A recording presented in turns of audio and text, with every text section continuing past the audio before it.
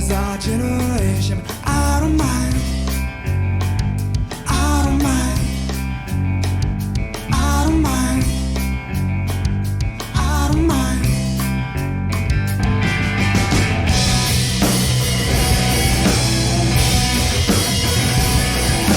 Looking for inspiration in my life. Looking for inspiration all the time. Looking for, hey!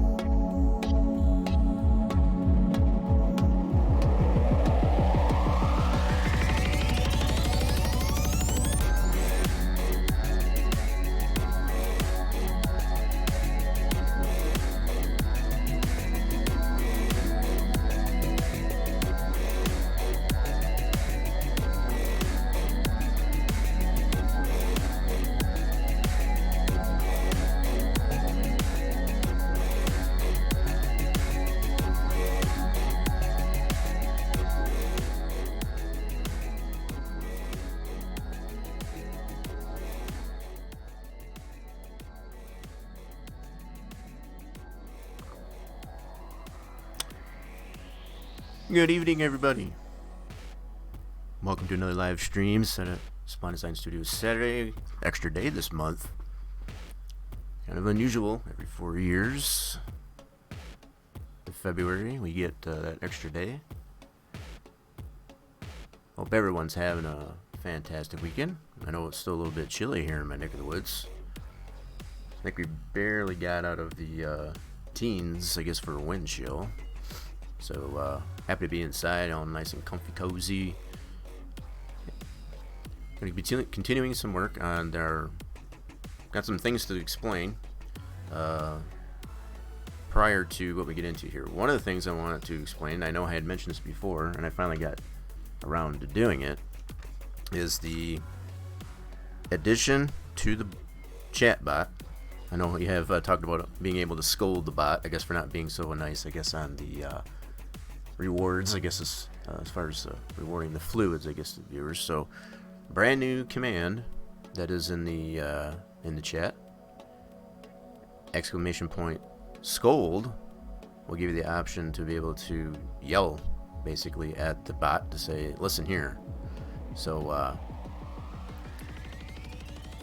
want to go ahead. Let's see if this will let me do this. Just checking to make sure that it is active. So if I put that in there, so this is basically how it'll work. So you get a chance to be able to yell at it, and if it's a successful scold, it will give you 100 points. It is on a little bit of a cooldown, much similar, I guess, to the risk in the slots, but not so much the shot. So if you do happen to find the bot not being very kind, I guess, with rewarding you, I guess, the fluids, I guess, throughout the duration of the stream, you have another command, I guess, to use at your disposal. So there you go. And that's kind of to pay homage, I guess, in a way, to, I guess, having this extraordinary extra day that we have in February here. So I've also taken into consideration, I'll probably do this depending on the interaction, I guess, with the chat. If it tends to be pretty hyped up, I guess, throughout the duration of the stream. I'll be rewarding everybody 29 points. We have 29 days in this month of February here, so 29 points, or 29 units of fluid will be awarded to the viewers at random. Just at random, because I feel that having this leap year, since it only happens every 4 years, should be celebrated somewhat. So that's something I take into consideration. So on top of the new command that we have for the viewers, as far as use the exclamation point scold to kind of yell at the bot.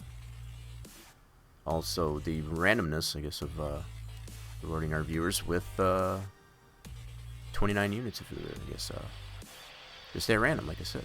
Could happen anytime. Could do it right now. So, with all that being said, I hope just getting some things loaded here still. And as I mentioned, we will be continuing. We did some cleanup of the light fixture, the light emitting fixture that we made for our track build last week. Did some cleanup of that, so we'll be showing that off here in just a moment. As far as to see, just to kind of present what we have done, I guess, to clean it up and get it working, obviously still, and move into the creation of the day version of that same object.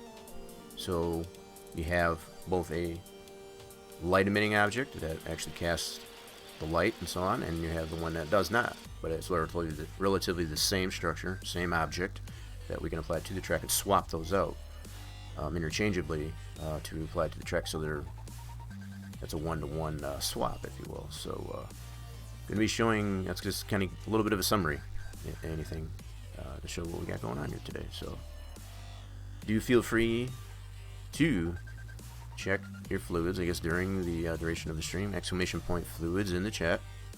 Make sure that your fluids are staying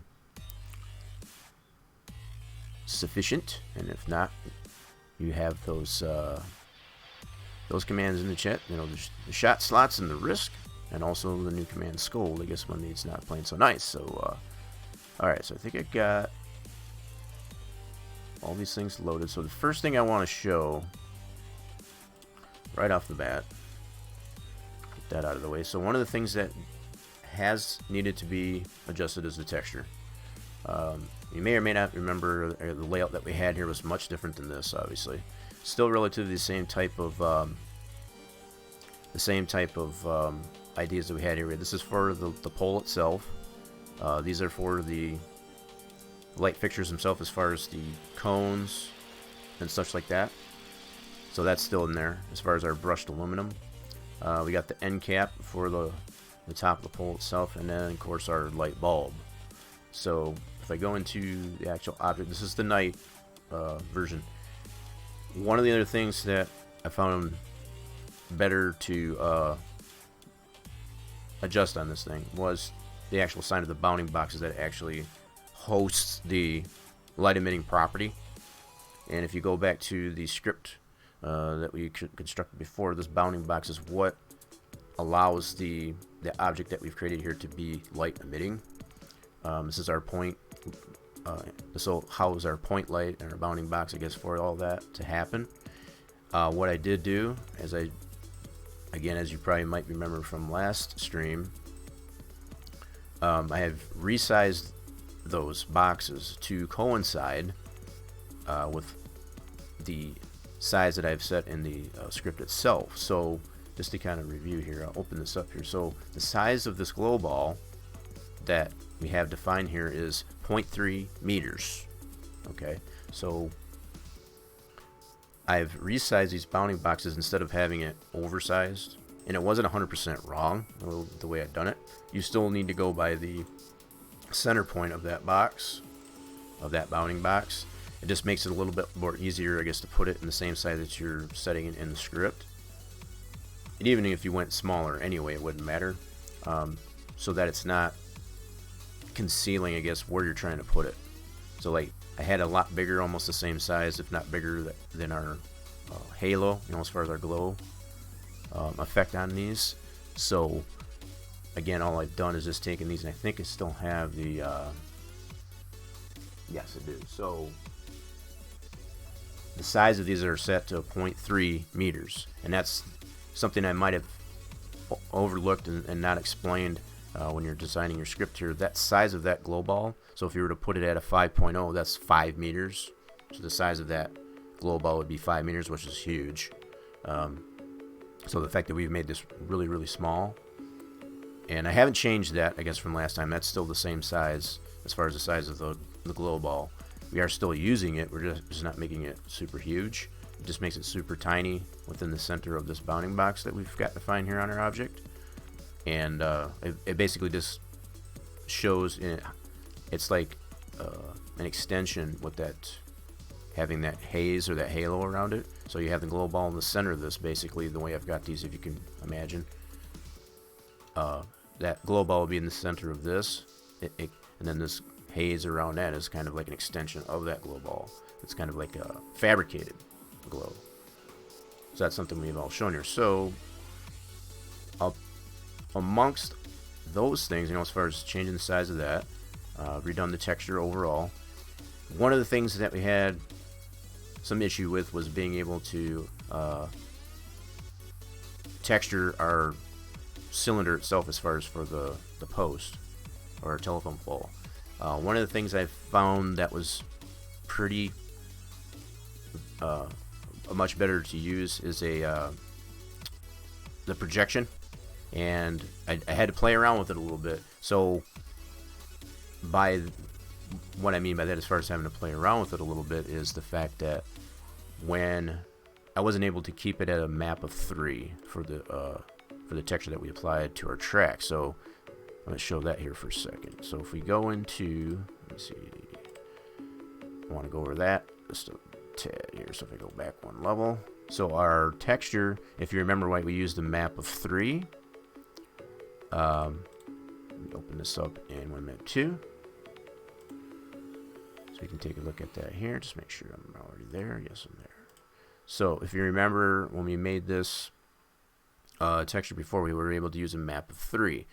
Because of what I've had to do with the cylindrical projection on our UV map for this texture, what I've had to settle with using a map of 1, which means the texture will be tiled in a horizontal fashion. So it means the same texture will be tiled horizontally, both top and bottom to it. So if you can imagine having several of these on top of each other or in a horizontal fashion. I guess I said, yeah, horizontal, so it would be left to right. I'm sorry. So like, what basically happened, I'm going to show this in 3ds Max just to make it more sense. Because as I explain that, I even confused myself. So, yeah, the pole did turn out a lot nicer. It took me a little bit, I guess, to, and I had mentioned it before. I know James had mentioned it. Racer James mentioned it about using the, and I'm going to go over that here in just a second.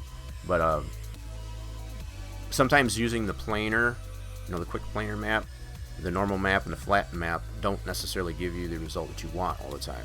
So when you have something that's cylindrical, or semi-cylindrical even, like with these cones, I did the same thing. You're able to get a little bit more defined, the way the polys, I guess, get wrapped, I guess, around what you want, hence a UV unwrap. So just to kind of show this, I'm going to kind of go through the motions of this here. So if I go into this is still all separated here.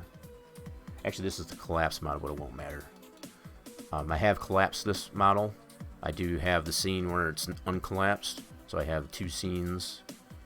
It's probably a good idea to do that too, now that I say that, because, yeah, so I have a collapsed version, which is what I have open currently, and I have one that's not collapsed, so it has all the individual pieces.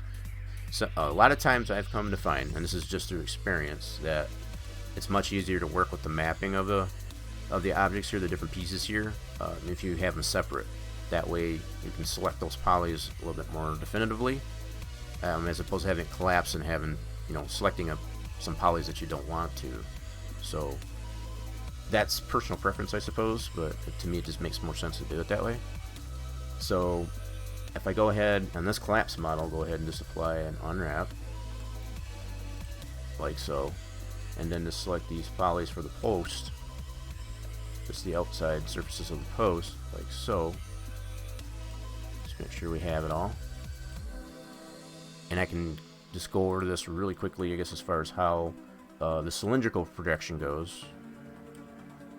Let's just go all the way around here and make sure we got it all selected. Alright, so if we go like this, now from this point, and it's already got that applied to it as far as the cylindrical projection, but basically where that coincides is up here.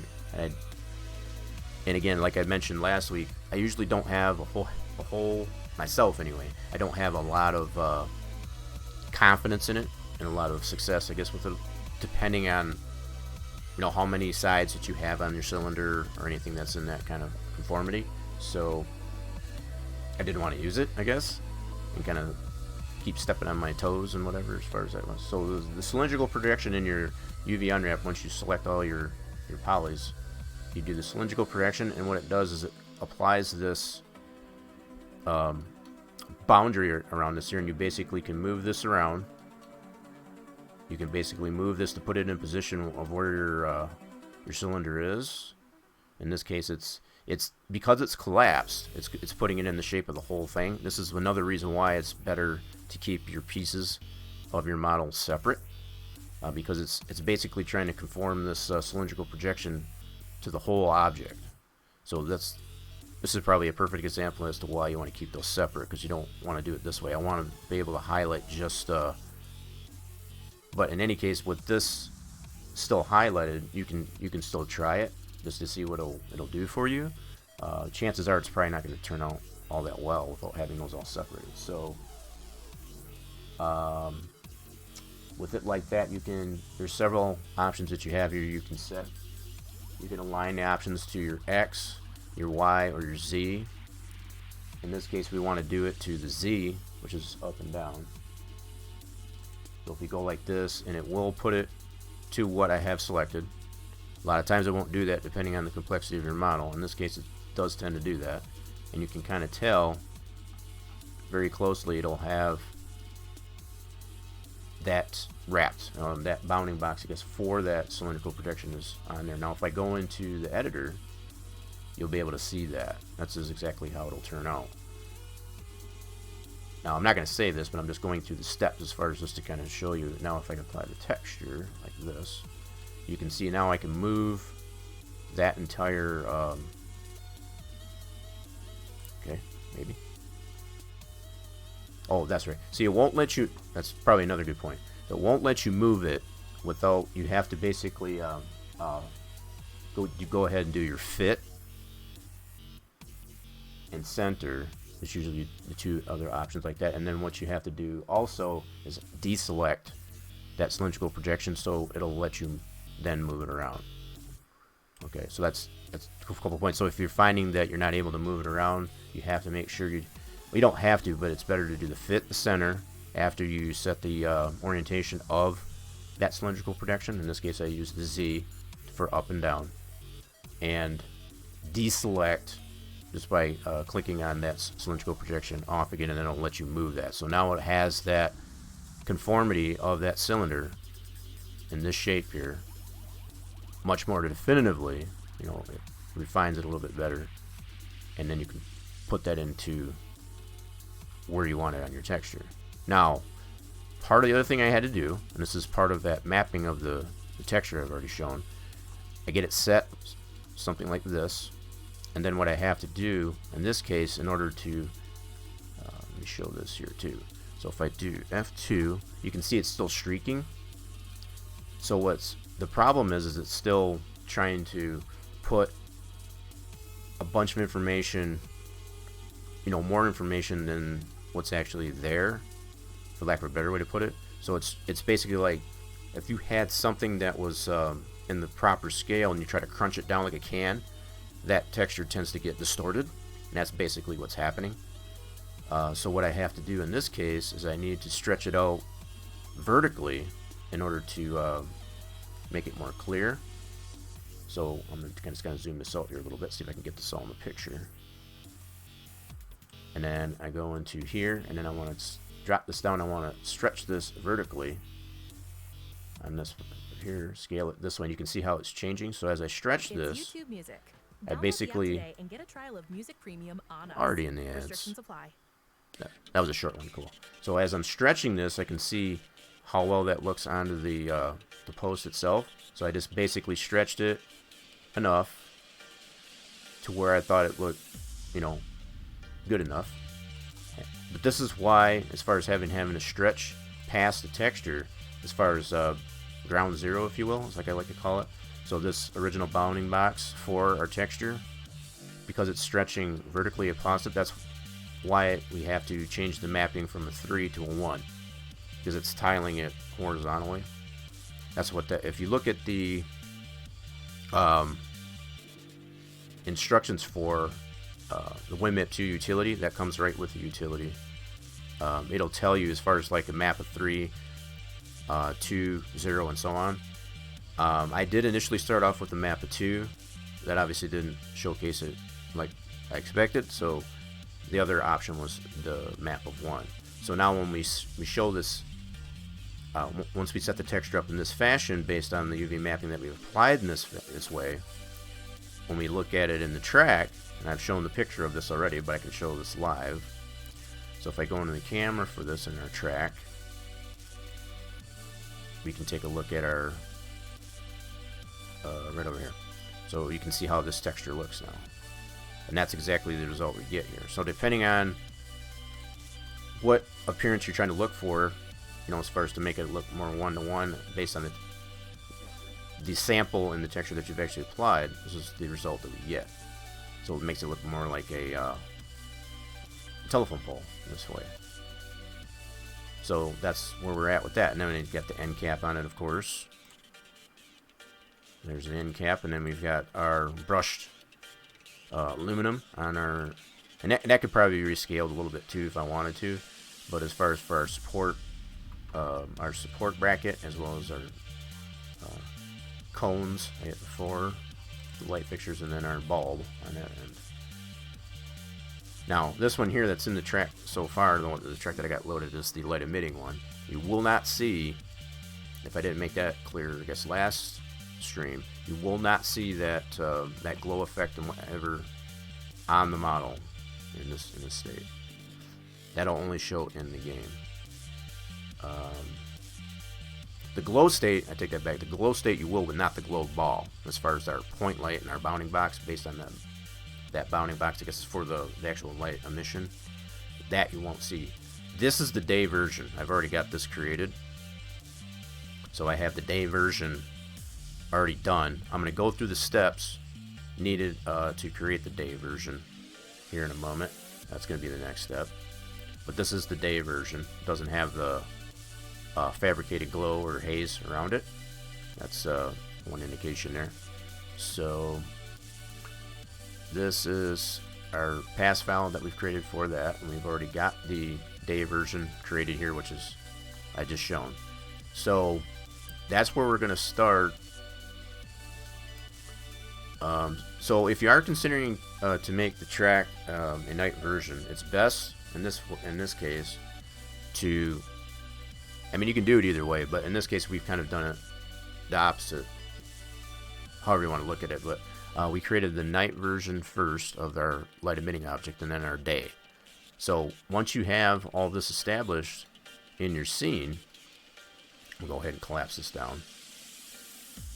I'm not going to save any of this, but I'm just going to do it. Once I've got that all the way I want it, I can collapse it down, hold it, and then it's good to go. So it does work. That was probably a good test, actually. Sometimes you won't, it won't conform. That cylindrical projection, as I've shown, it won't comply or do what you'd expect it to, depending on the complexity of your model. The fact that it did work that way just kind of goes to prove that I was able to do it either way. Probably the key thing is to make sure that those polys that you want to apply that cylindrical projection to, you have those polys selected so that it will properly conform that cylindrical projection to what you're trying to do. So basically the only thing that's required as far as making the day version, I guess, of this thing is two things.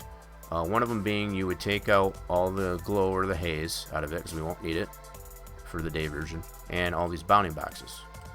So you take all that out, and then from there you can create your new 3DS, which I've already done all this, but I'll go through the motions. So I go through the motions for that, and all I didn't save as 3DS for the day version. It wasn't necessary. All I needed was the pass file. So let me double check my work here. I don't think I did, but I just want to make sure. God, it seems loud. Turn that down just a little bit. There we go. So I have just checking my work here. So I got light pole. I don't think I did.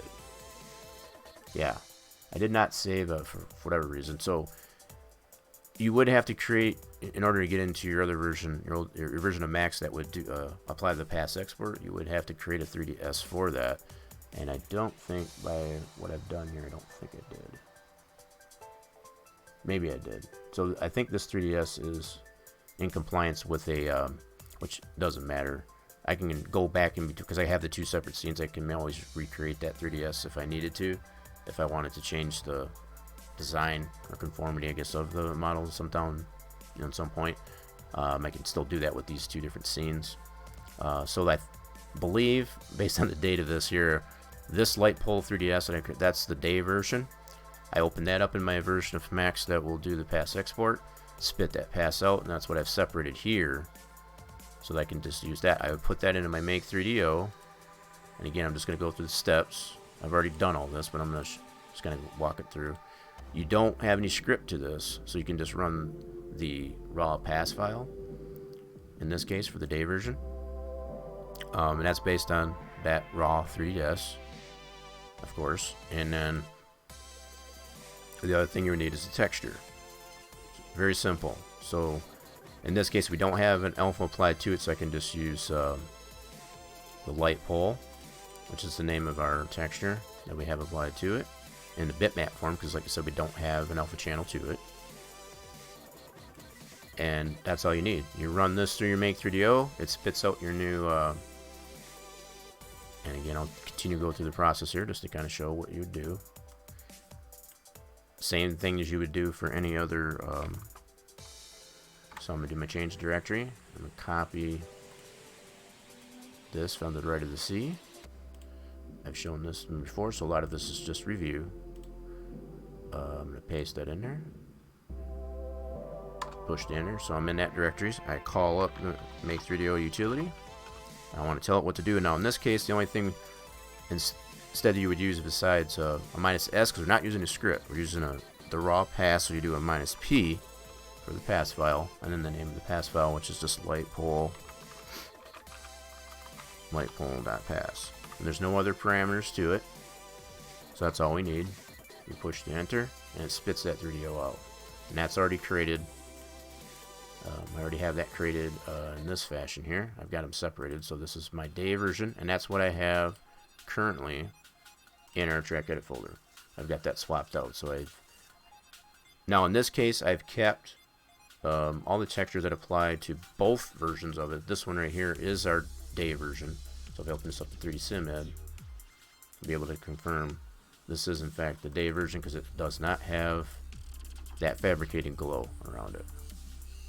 So that's one-to-one representation of what we see in 3D Sim Ed as compared to our sandbox itself. So that's all done. So hopefully I know that was a really quick rundown, I guess, as far as what I've had to do since last stream. So if there is any questions about any of that, do let me know. I know something I missed last week, Torch, and I apologize for that. That's something I've got in my to-do list here, I guess, in this stream. Something I did not show as far as to elaborate even further on the different types of fabricated glow effects that you can apply to your light emitting objects. You were mentioning as far as like an extended haze, as opposed to just the way that I've got it on this one. And that's something I want to go over too. I do have a couple of different models of lights that have that effect to it. So I figure I can kind of go over that. Since we're still in the discussion, I guess, as far as how to create light emitting objects, as far as in different orientations. So this one's got this type of glow effect, you know, a fabricated glow effect, right? So if I just reset this, and I don't want to save that. Now, I've got a couple different ones in mind, as far as the ones I wanted to show, but which one I'm not 100% sure. So I have a couple different, because I tried a bunch of different ways to apply this. So if I go into here, go into my general objects, go into my lights, go into my night. So I have several different examples of pole lights in particular to create different effects here. So I have one row of 6. This is one example. So if let's load this one up in 3D Sim then. Okay, I don't know if this one's gonna show. Okay, that one probably won't show. Is this my new glow? Hold on. Yeah, that's the new glow. So it does have a haze on it. Has a glow as well as a haze. Let's see. That one might be a second. You open this up in Notepad here. Let me see this here. So if I search for my MIPS, I want to see what I got applied to this actually. Should have, that's for the light, the static structure. There's the glow, and there's the haze. So it does have haze applied to it. So what I'll do in this case is just go ahead and open. I don't have a scene for this, but I do have the 3ds, so I can just kind of show that. Just want to remind myself as far as what I had here. So let's go ahead and load that up. These are just in 3ds and not in the scene. It's not a big deal, just have to put it together is all. So if I do an import, navigate to that. I've gotten into the habit of actually creating a scene for things instead of just having the raw 3ds, because having the scene, it'll put everything in, you know, in its place, whereas in the separate 3DSs, you wouldn't necessarily have to just put those all together, back together individually. So the scene kind of saves you a step, I guess, in that fashion. That's what the ads already. All right, here we go. Anyway, we need to navigate to that folder. So let's go into here, go into my general, lights, night, pole lights, and I want this one row of 6. Yeah, see, I have different ones. I have a 4 rows of 6. I have a 2 row of 6 and a 1 row of 6. I'm just going to focus on the 1 row of 6 for now. So we're going to open this one up. This will be our static. This I want to completely replace. Like so. Now you can kind of get a sense of what's going on here. These are our bounding boxes. Our point light, you know, that actually applies the light emitting property to this. Okay, this is a very low poly as far as that it's got. I use the idea that I used here was the same way that Papyrus necessarily created the light. So this light pole, you can see it's just got a halved out pole here, and nothing on the backside. It is, I believe it is mapped on this side. I don't have to apply the texture, but we're gonna find out here. So if you go to the mapping, this is another reason why it does help to create a scene for these things, is you don't have to do all these steps that I'm going through right now, as far as to apply your material and all that stuff. So let's do this. We're gonna go ahead and apply our textures, diffuse, bitmap. Okay, and I need to navigate to that folder. That general, lights, night, pole lights, and then I need my 1 row of 6, new glow. So the texture I need for this case is the light 1R with the alpha channel. I do have a bitmap in here as well.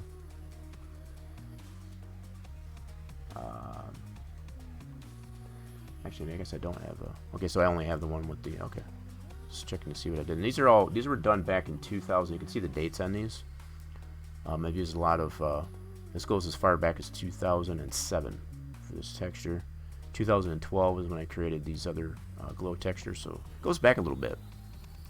Just kind of give you some idea. So this texture, it'll have an image alpha, which is our transparency, and I want to make sure I'm only applying that to this part of the object. So I'll select that. I don't want it on the bounding box. Remember, no material on your bounding box or your point light source. Okay, so I'm applying that to that, and like I said, it does have the image alpha for the transparency. So you can kind of see what's going on with this now. This is the same idea that Papyrus used to do as far as based on their original textures they applied to this. So you can see it's got these little tabs on that. And I don't know, that's why I'm curious now. I don't remember if I had a... Nope, there is no polys on the backside. So this is very low poly. As far as it's only got visible polys on the side that faces the track. So if I hide, for example, these bounding boxes. Oh, Ladybuzz got showed up here. I see you. Shots. Ladybuzz, I'm not sure if he is coming into the stream here. I did mention as a part of my to-do list, I guess, as far as to scold the bot. You can now scold the bot if it doesn't play nice. And you can do that by ! scold in the chat. So if you're finding that the bot is not playing nice and you want to scold it, you can basically yell at it with ! Scold. Now, the way I've got it set up there, so as far as the way it will populate as far as to award 100 points or not. That's basically what it'll do. So it'll either give you 100 points, it'll be like nope. So it's either way. So it's still a true false type of thing there. And the way I've got it set, and I'm kind of curious how it works. That's why I'm kind of mentioning it. If you put it in there, the chances of you getting the award of the 100 points are much better than it is to not. So that's what I'm kind of hoping to. I know I've done some testing with it, but hopefully it does work like I expect it to, as far as like if you feel the bot's not playing nice. And part of the formulation for it, without going into too much detail of it, it more or less determines how many times you didn't get any fluids playing the other mini games. So if it determines that you weren't, it will just reward the 100 points, just to say there you go. It's going to take its scolding like a grown-up bot. So I've been here since I started. Oh, cool. Making dinner. What are we having for dinner? I usually don't eat. I don't have anything to eat, I guess, prior to stream. Only because I don't know. It's just been kind of a thing for me lately. So I usually wait till after stream, I guess, to get some grub. I guess it kind of creates a good reason, I guess, for me to usually end. Because usually 3 to 4 hours time, whatever, usually creates a rumbly-tumbly. Creates a rumbly-matumbly, so it's just like it makes me... So, yeah, I wanted to make sure everybody was aware. Anybody that's lurking in the chat, I appreciate the lurkers, I guess, in the chat, too. Thank you for stopping by and see what we got going on here. We're just going over the different types of things, the other conformities that you can have for a light-emitting object. This is just one other example. This is a straight line of 6. I was going to go ahead and hide these bounding boxes. See, these I've got them labeled like this, so this is a little bit different and how I got these names. I would, in the script there, I would have to name these whatever. I've got these named in this way. So going back to when these were created back in like 2012, I'm trying to change the how these things are named. So like, for example, if I go into this one, if I go into the script, I would have those named. What am I doing? Let's go like this. So these boxes here are actually named. So bound box 2, bound box 2, bound box 3, and that's what I'll see actually in 3ds Max here. Going here. So if I go I got 2 of them open now. Gotta make sure I got the right one. Yeah, this one was done in 2012. So the way I've got these named, this one's box 1, this one's box 2, box 3, box 5, and so on. Yep. And that's what I've got them labeled. Dang it. There we go. Yeah, so here's box 1, box 4. Not exactly sure how they say that. It does have the box 2, 3, 4, so they are numbered, but not sure how that worked last time before. I know a lot more has been.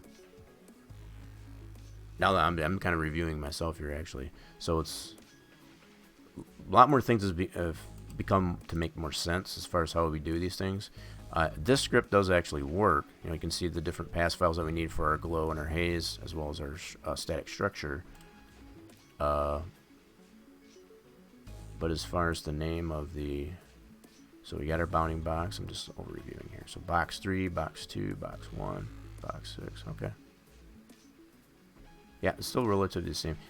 The name of these boxes I know are pertinent. So as long as it's got that name, I think this is kind of refreshing my memory here. So as long as the mesh that you're calling for what is defined as your bounding box, or that has your point light and all that stuff, as you can probably see here too, I did not use a glow ball. I totally zeroed it out. And what I've done is I've created my own glow, a fabricated glow, and that's what I have in this. So I'm going to get that loaded up here too. So what we'll be able to see here, whoops, I don't know what I want to do. I want to get rid of these bounding boxes here. So let's do that first and hide those. So you can see this is a very simple object, I'm perfectly honest. So it's, this I think is not double-sided, so I'm going to render this again here really quick. So it's only one-sided. Yep.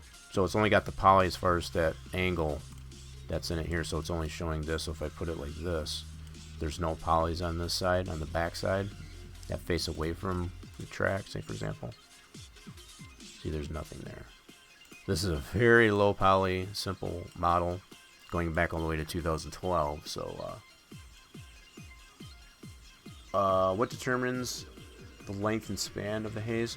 That's what I'm going to get into here. So you have to, your fabricated haze, that's what I'm leading up into here actually. You make it as long as you want it, because it's modeled, as opposed to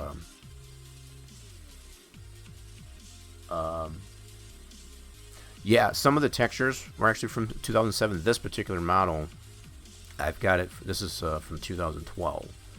That's why I put the dates on these. June of 2012 is when I constructed this. So I know the one texture that I have is based on 2007. But yeah, so it's kind of like a historical time capsule type of construction, I guess, of this kind of light. But you can see the base structure. It's got that simple strip. Now if I open the texture for this, I'm gonna go even further. So the texture for this, where we at? This one right here. So if I open this up, and I'm just gonna go this way. So this is our texture that we're using. So if I go, let's navigate to that. Oops, wrong drive. So if I go here, general, lights, camera action. Okay, so that are pole lights. If I go into this one here and open up this texture, this has alpha channel, so that you can see how simple this texture is. That's the direction I was going originally with this one here that we're trying to create.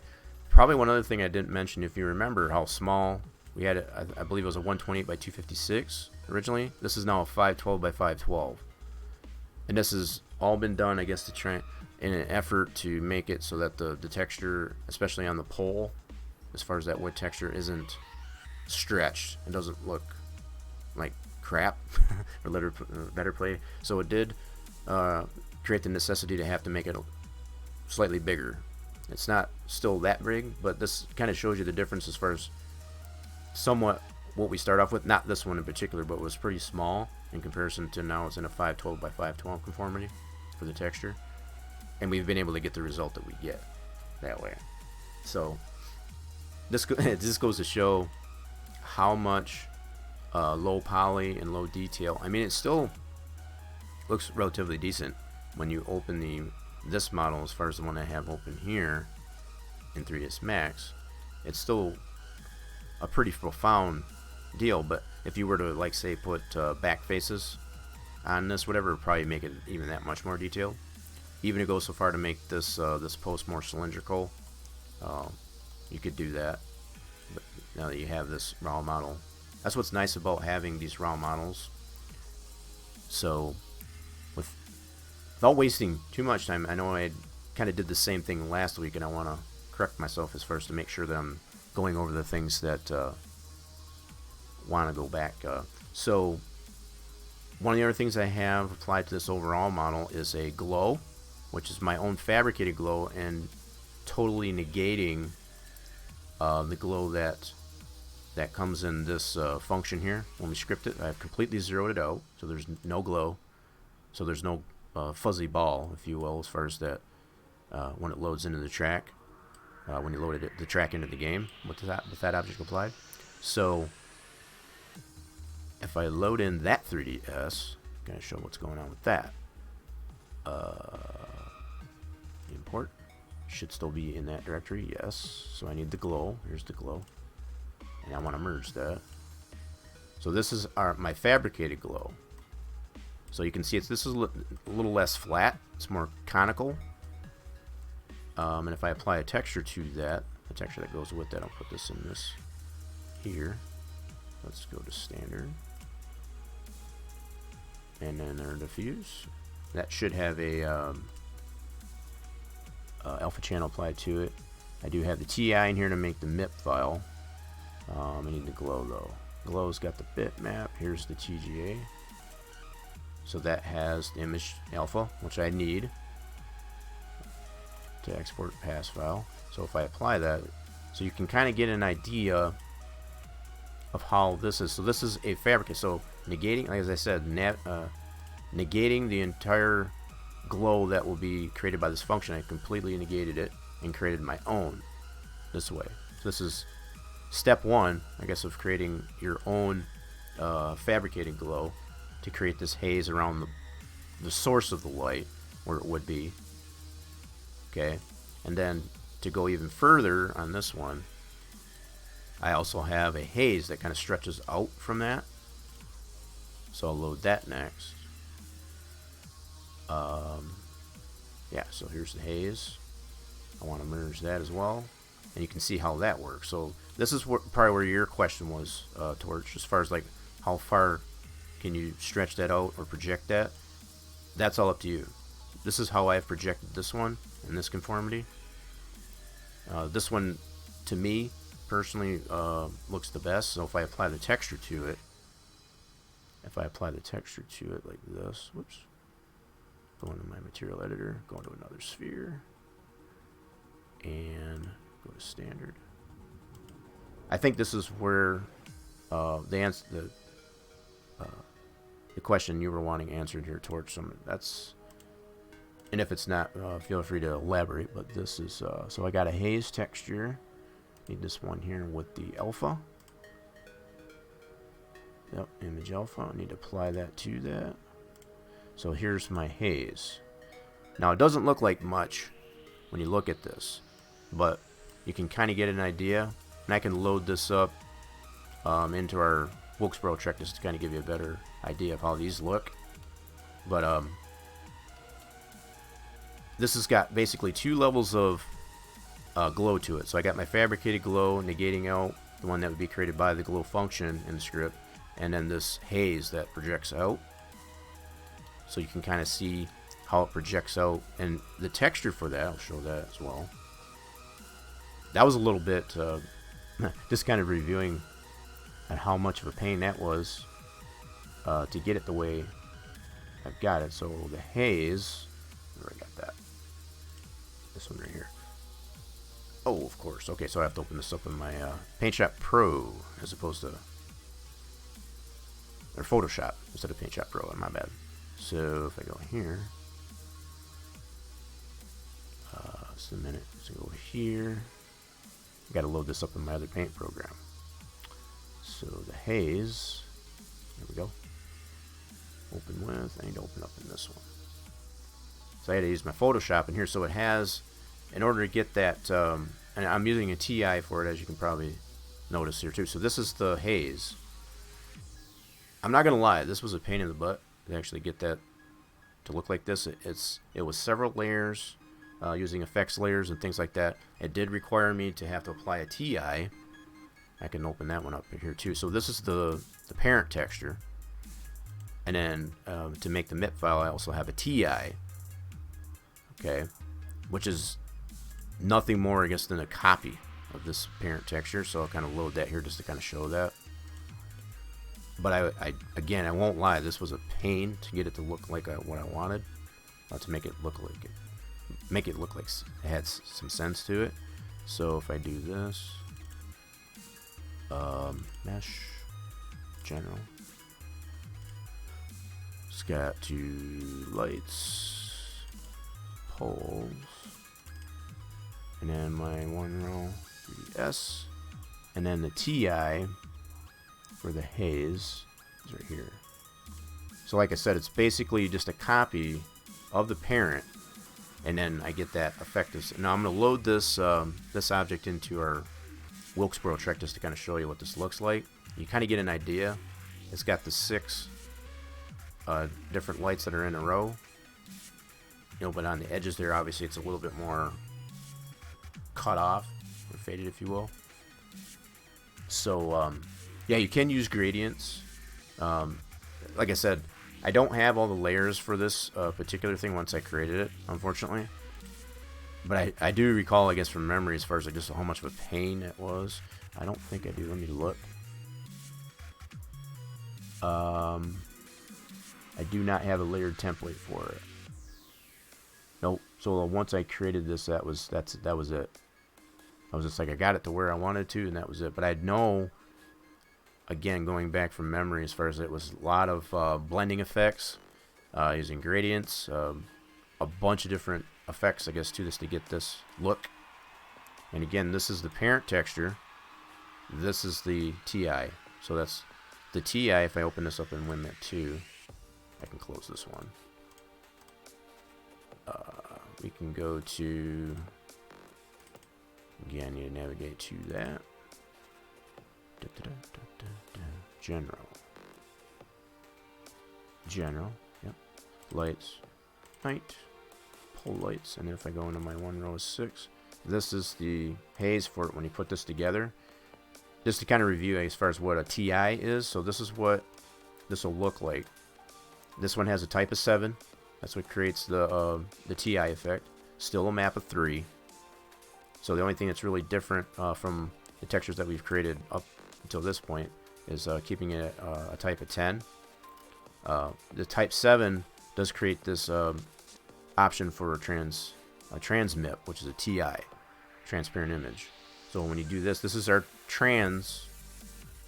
That's our trans. So basically the parent image is white. Okay, and then if you understand at all as far as like how TI images will work, in this case, what gets masked out is anything in white will show, anything in black is masked.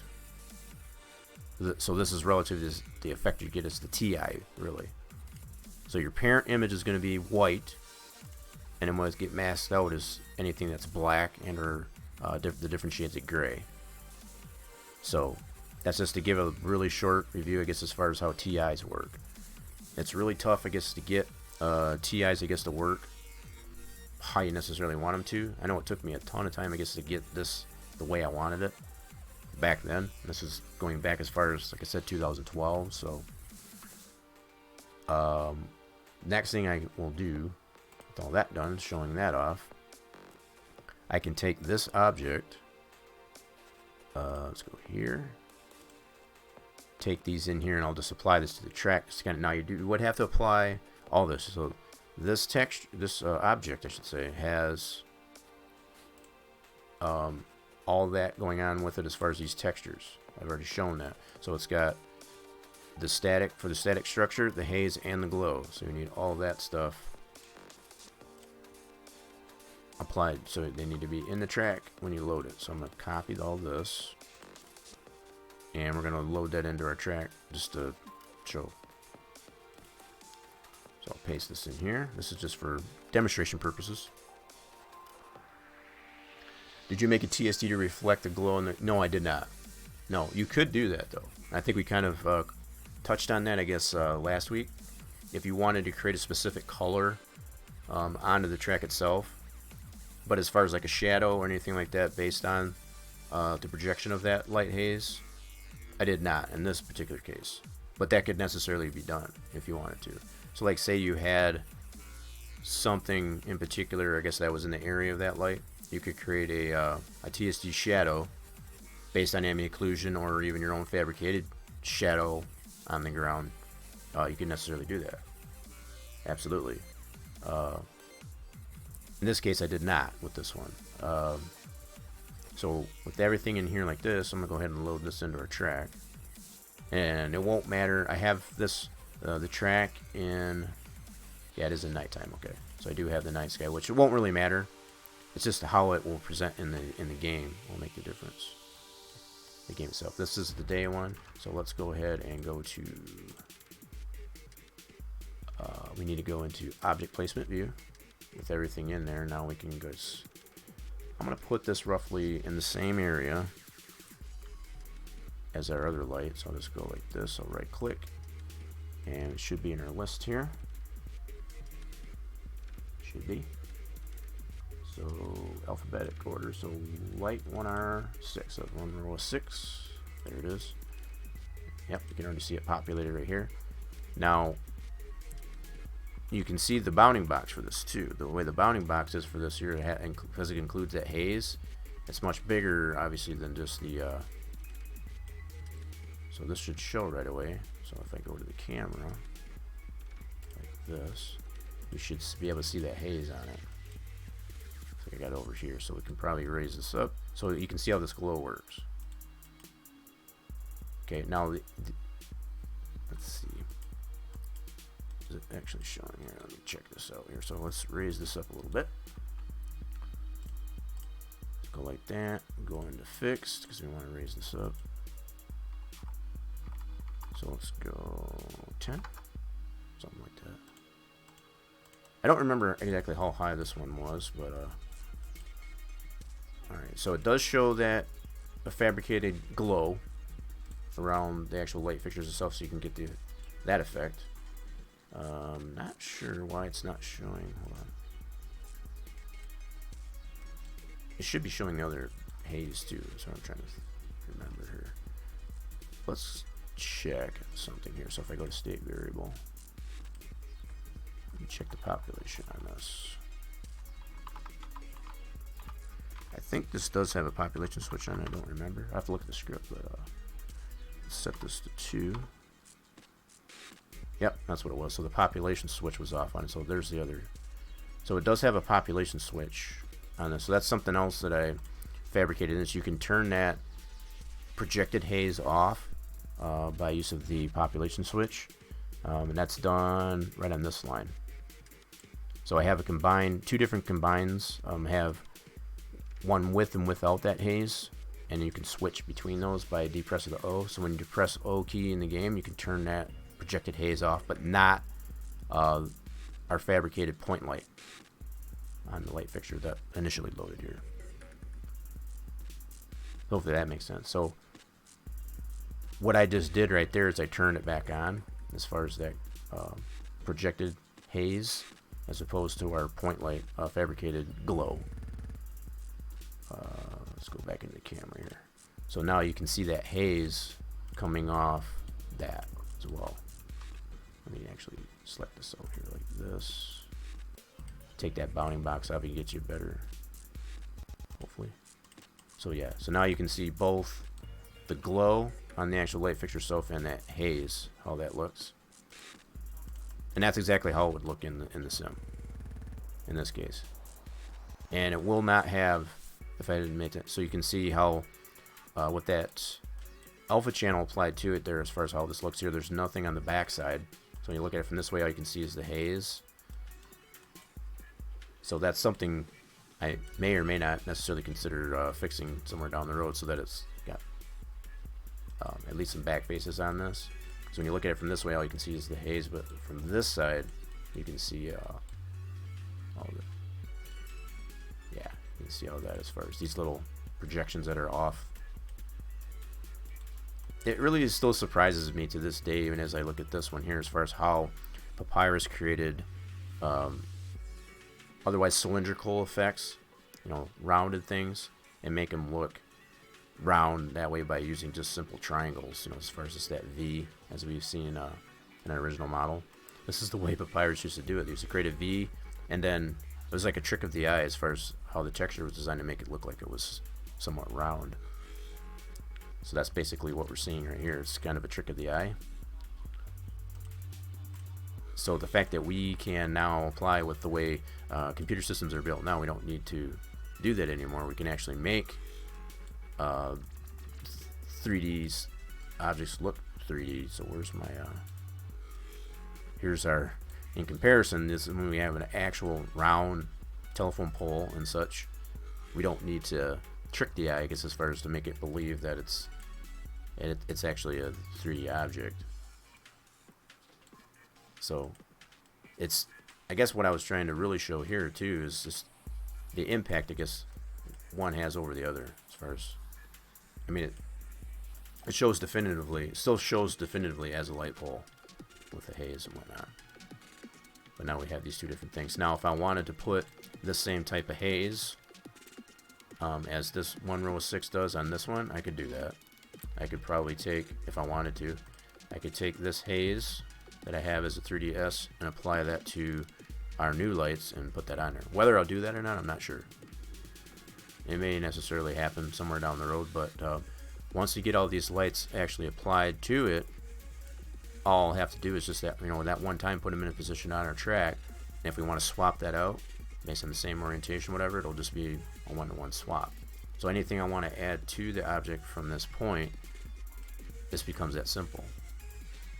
There's nothing in addition. So one other thing you could do with that, now that I've kind of shown it this way, one other thing you could do is make those two separate objects if you wanted to.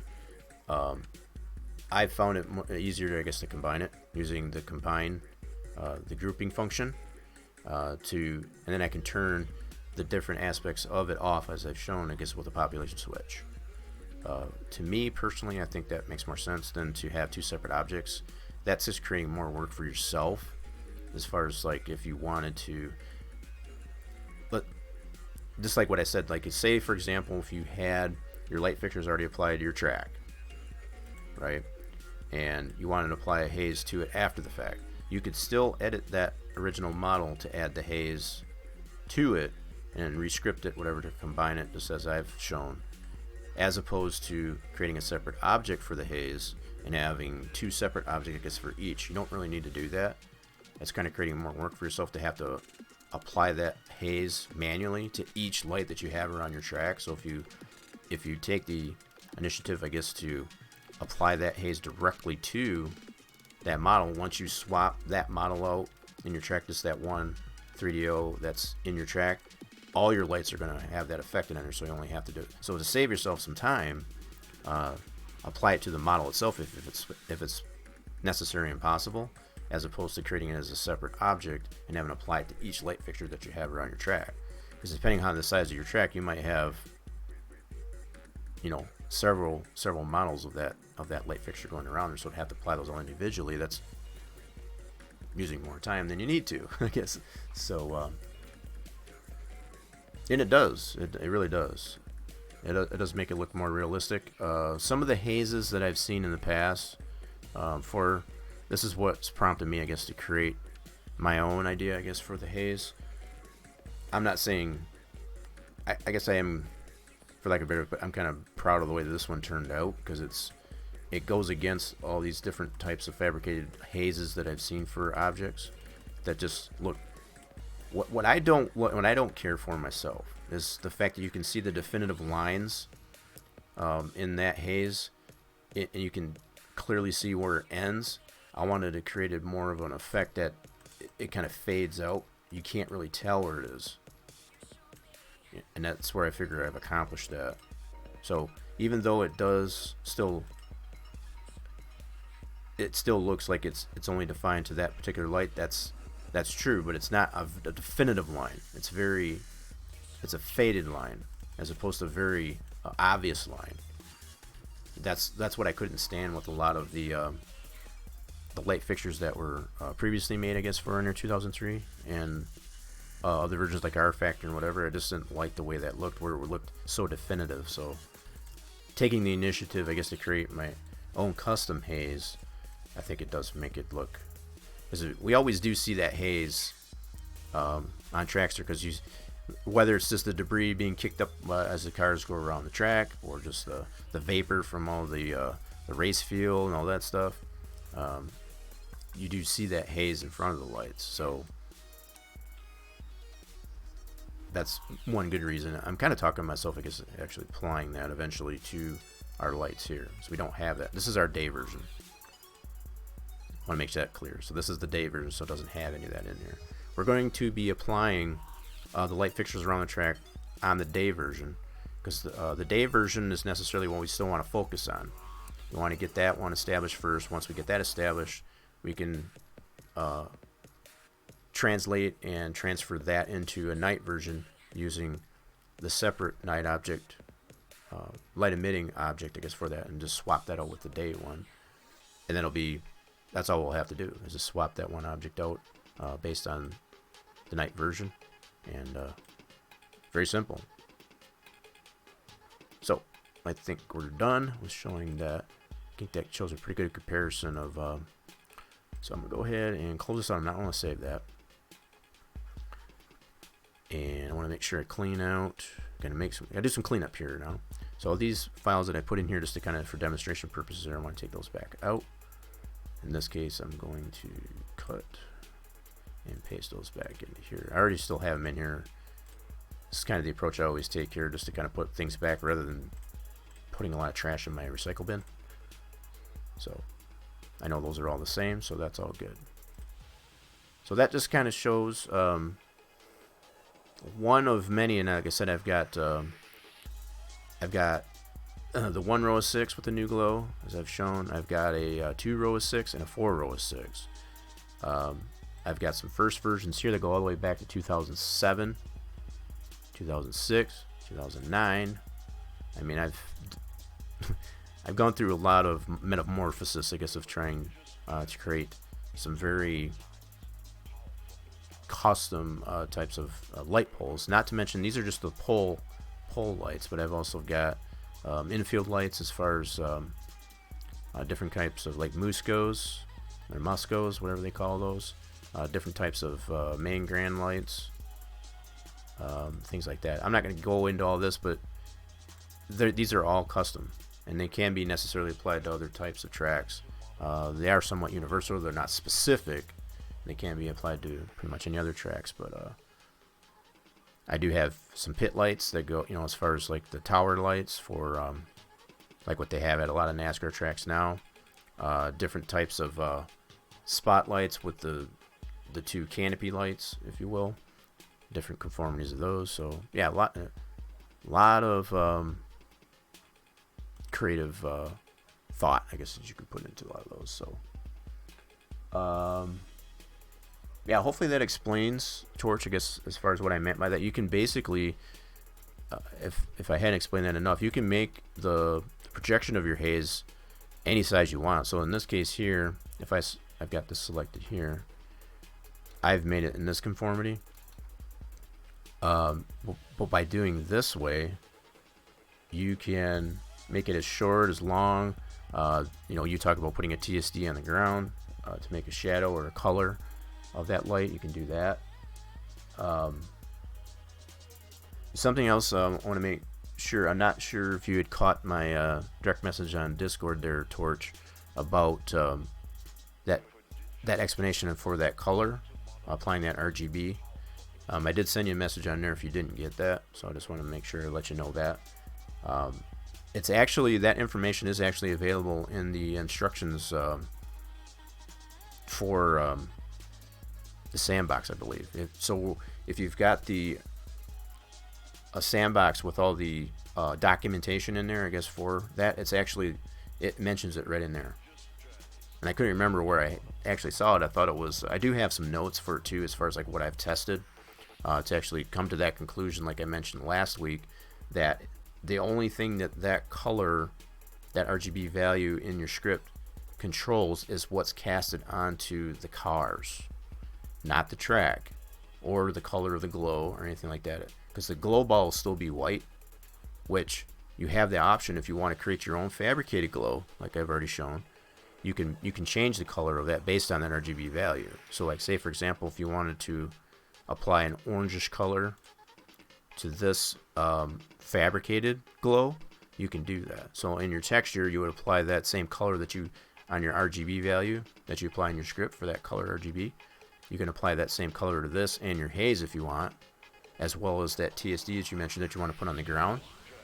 That would probably get you close, at least to what you're trying to get as far as that orange effect. It's a lot of work as far as to do that, because you would have to apply it to several different aspects. Your glow here, your haze if you've got it, the RGB value, and as well as if you want that on the ground, you have to create that as well. So it would be several steps to be able to accomplish that, but you could do that. It's very possible.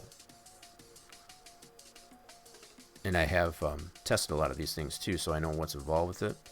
So if you've got like several light fixtures, if you've got a pretty nice sized track, let's say 1.5 miles, it is a lot of work, for sure.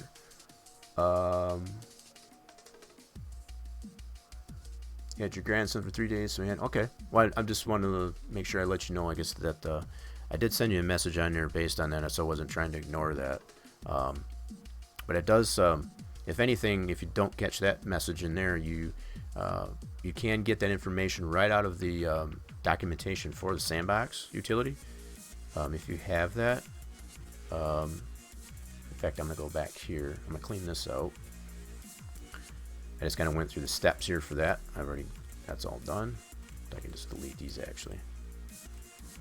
Don't need that. So if you go into the documentation here for your sandbox, it's actually right in here. So if you go into your TSO doc,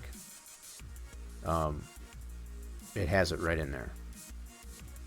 I don't think this will open this for me. I think I've actually got that on my Google Drive, but depending on what you've got, I guess to open your doc files, if you've got Word, Microsoft Word or whatever, it'll open that, and it mentions it right in there. Whoa, what happened to my playlist? Okay, there we go. Set it. Add it, tell it, keep going. All right. So yeah, that's where all that information is. The documentation that come with that. And if I haven't made that clear enough too, I believe, I'm pretty sure, I could be wrong, you can still get the sandbox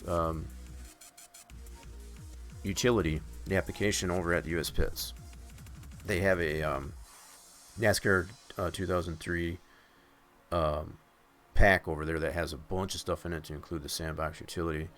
So yeah, and I haven't checked it lately, but I'm pretty sure it's still there. And if it's not, I want to make sure that something else that I'm looking into, I guess as I say that, I know it's becoming much more difficult. I know for the relatively newer versions of 3ds Max are easy to acquire. You can simply go to, in fact, I want to kind of show this too. We're a little bit over an hour and 15 minutes into the stream. I want to make this clear, if I haven't already, as far as just how simple it is to get a copy of, I think right now they have 3ds Max 2018 available on the Autodesk website. The only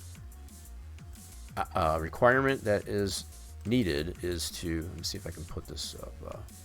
I was going through this earlier and I was chatting with somebody as far as being able to get the older version of Max. So in between Max 5 to Max 8, you're able to run the pass file exporter. So you do have to get it. I understand, and I have not found a reasonable source of being able to acquire those older versions of 3ds Max, since between discrete and as well as Autodesk that now houses the 3ds Max, the 3D Studio Max, they don't support and or carry those older versions of Max anymore. They're kind of focusing more on the newer versions. I think they only go back as far as 2011, I want to say now, which that does not support the use of that pass exporter. So really, trying to look around, I guess, to see where those that care to want to divulge, I guess, in doing this type of thing to get the proper version that'll run the pass exporter. Still haven't found that yet, but there are. Just gonna kind of want to show this here really quick. Can't remember where I put it. I thought I had it open, but I guess I didn't. I must have closed it. So there is on the. Bear with me a moment, folks.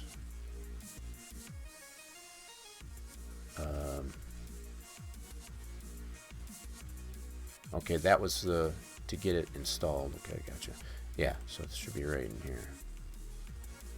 Yeah, here it is. So let me go like this, and I'm going to open this up in a new tab. New window, here we go. So let's bring this over here like this. So this is how simple it is at this website. I'll put this in the chat, actually. At this website, all you have to do to get yourself, it doesn't list in here, but I believe, I could be wrong on this, the latest version that you can get as a student copy, all you have to do is sign up as a student, and they don't check this.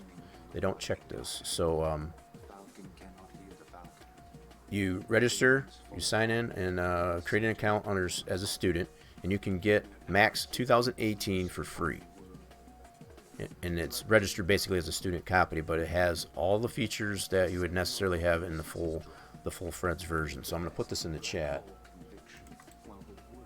Just kind of, so if you care to want to check that out there, you can get a educational or student copy of 3ds Max. And again, I want to say it's either 2017 or 2018, which has all the features that you would get in the full version of it. It's just that you have to register as and they're basically, this is Autodesk's way of being able to be proactive, I guess, as far as providing this, I guess, to students. But like I said, they don't necessarily check that you're actually enrolled or anything like that. They just want to get their product out there. It's kind of a marketing thing. So you just go through that process of signing up for an account like that, and it's just that simple. That's as far as you go. Now, it is kind of limited. You can only do this one time. So once you get your free copy, your student copy, that's the only one you can get until they probably until the next time, I guess, they introduce it or market it again, I guess you could say. But at least at this point right now, it's either Max 2017 or 2018 you can get for free, relatively, and that's just that simple. So hopefully, go ahead and take initiative of that. If you don't have the latest version of it, take advantage of that. I mean, that's a perfect opportunity there. So, and I want to make sure that undo this. So it doesn't give me that option to clip, and it's so annoying. I'm gonna go ahead and do that. It does let me do the stream marker, so I'm gonna at least do that, so I know I'll make a clip of that myself. The fact that it never gives me the option in my the stream manager, as far as the Twitch stream manager, does not let me clip anything. That annoys me. I don't know why that is. But anyway, that's my own little rant. Yeah, so basically all I need to do is I gotta close some things up here. Just gotta close them. So I've shown all this off, and hopefully, like I said, I've answered all the questions I guess you might have had there, Torch. And if I haven't, if you care to want me to elaborate any further, do let me know. Be happy to do that. But hopefully that did explain enough as far as how to do that. So this is our light that we're working with here. Cool. I've shown the texture. I don't need this anymore. Just kind of showing the differences of that. This is where we're at with the texture, and I do have this in a layered function here too. so I can change this up if I need to somewhere down the road. This is the habit I've gotten into as far as like all that progression that I've shown, going back as far as 2007, 2006, 2007 up till now. One of the things I do get into the habit of doing, number one, is creating a scene, so I don't have to go through that motion of importing each individual 3ds, I guess, into a scene. I'll create the scene so it's already like that, and I can just adjust what I need to, as well as creating layered templates and saving those. So like I showed as far as that haze that I created for that other light pole object, I don't have a layer template for that. I don't think I'll have to make any refinements to that, so that's probably fine. But that's something else I've gotten in the habit of doing at this point, is creating layered templates as well as max scenes, I guess, for that, so I don't have to. It saves you time as far as things you need to edit. So like if I had this just flat and I wanted to move things around, I'd have to break it all up, reverse engineer it to be able to, and it's just more time. So it's just in an effort, I guess, to save yourself time down the road, if you ever don't want to make adjustments to these things, create a layered template as well as a scene for that, so that's it's all broke down and not collapsed and all that good stuff. So whether it's your texture or your model, make it so that it's in pieces so that you can necessarily move that stuff around if you ever find the need to do so. Save yourself a headache. Alright, so where we're at now, I took all that out of there, so now we're back to square one. What I want to do here, I don't need this, we've already tested this in the sim, we already know the light works as far as our light emitting object. What we want to focus on now is just placing on the day track. I want to go into my, now that I say that, I want to take out, I want to get to our game track folder. So that's something we want to test out too once we get those in there. So if you go here, go to our day track folder. This one, yeah. So this one right here. Right now, what I've got in here is for our night track. 222 method. I'm just confirming this here. Pretty sure that's what I got in there though. Yep, absolutely. So what I've got in our game track folder, I've already tested this out. This is our night version. So what I'll end up doing is I'll make a backup of this one, and we're gonna apply the day version of that light fixture, get those all placed, create the PTF for that, and then be able to progress from that point. Okay, so I'm just gonna back that one up so I have that in queue there. So there we go. All right. So now that's backed up, we can just minimize that for now. I don't really need to keep this one here, but for now it's not a big deal. I'm going to go ahead and load the one prior to making it a night track so that I can put our day version in here, which I already have in here, which is this one right here. Now I'm going to keep the glow in there with it, even though this one doesn't have it. This is our day version. And just to kind of show you that, I can open this up in Notepad. Fine, and I'm going to search for MIPS. The only thing it's going to have is just that one texture, which is for the light pole. See, that's all it's got. So it doesn't have the glow, but I'm going to leave for now because the potential there, I guess, to create a night version of this track is evident. There's Racer James. He can finally decide to grace us with his presence here. How are you doing there, Racer James? He's getting all his shot slots and risk. James, if you're just coming into the stream, I was mentioning at the start of the stream, as far as I've got a new command. I've got a new command in the chat to scold the bot. So if the bot necessarily doesn't play nice, as far as rewarding you with the fluids, playing the other mini games, you can necessarily type in !scold, and you may set him straight. I've tested the feature out and it does seem to work for me, and it did actually work for you. So there you go. Now, and the way I've got this, just to kind of elaborate and further explain as far as how that works, it's basically a calculation. Like if in your case, when you did the You did the shot wrong, by the way. Okay, I see what you did. Never mind. I was just going back here. So you did a plural and okay, never mind.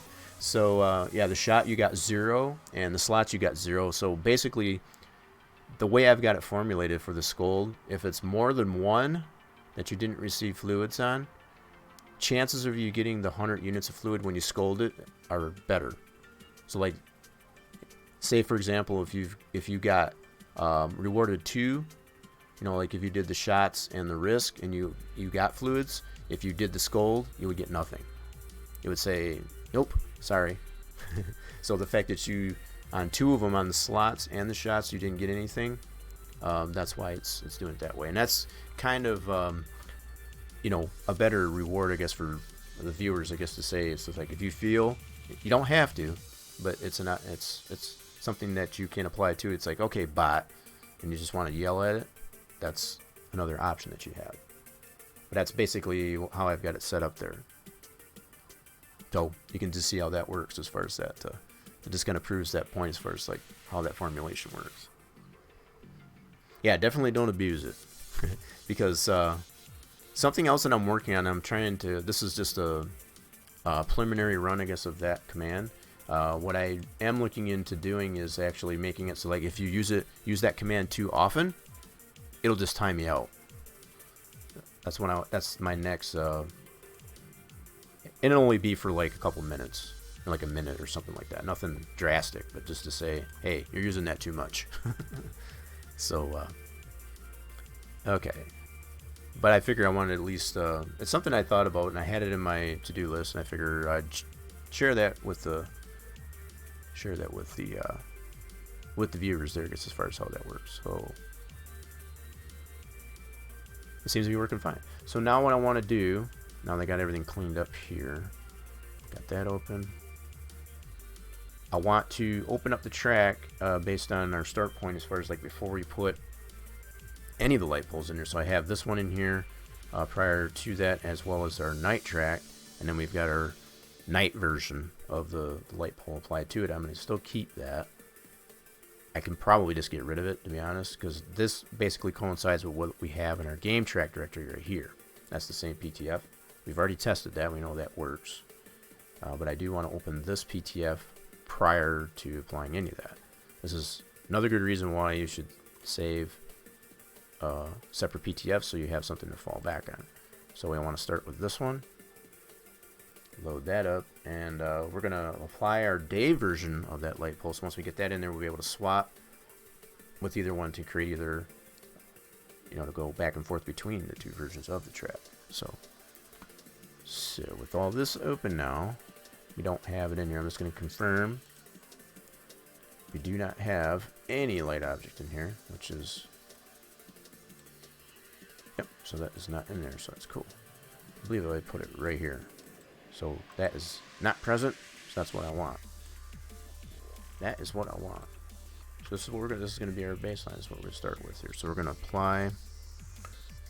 We're already in our object placement view for TSOs. So let's go ahead and reapply this now. Now the fact that the positioning that I had for that other light, that wasn't really critical. Be it the fact that these light fixtures that we're applying to the track are fictional. We can put them wherever we want as far as what height and so on and so forth. So I'm basically starting back from square one. I just wanted to get it tested since last stream did, you know, just to get the actual object working so that we had something to work with, I guess, moving forward. So that's where we're at now. That is definitely where we're at right now. So at this point, I'm just going to right click, and I have the day version of our light pole in our track edit folder, so that's what we're going to apply. If I didn't say that enough. Sound like a broken record sometimes. So light pole, this one right here. So you can see that's already populating, so that's good. And in this case, it's already been loaded. I think the only thing I got to do is turn it, got to rotate it, and set the height and all that good stuff. I think we had to determine, going by memory, I think we said this is a 70-foot pole. Was it a 60 or 70-foot pole? So it's a pretty tall pole. Yeah, so we got a lot to work with there as far as being able to place this around the different areas of our outside of our track. For sure. Okay, so we're gonna set this to fixed. Spin this bad boy around. And it probably doesn't matter if I go negative or positive on the rotation. But in this case, I'm gonna go ahead and do a positive rotation. So we'll just do 180 on that. Cool. Flipping it so that it faces our track. You sound like a scratch CD. And it probably comes with age, though. Yeah, it definitely probably comes with age, and I don't doubt that. I know a lot of people tell me that my voice has changed over time since they've known me from a few years ago. I think it just comes with age.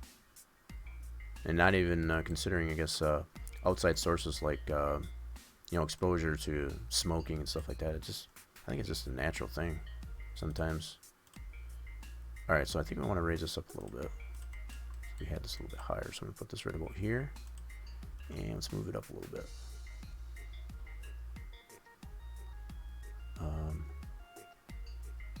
Yeah, there we go.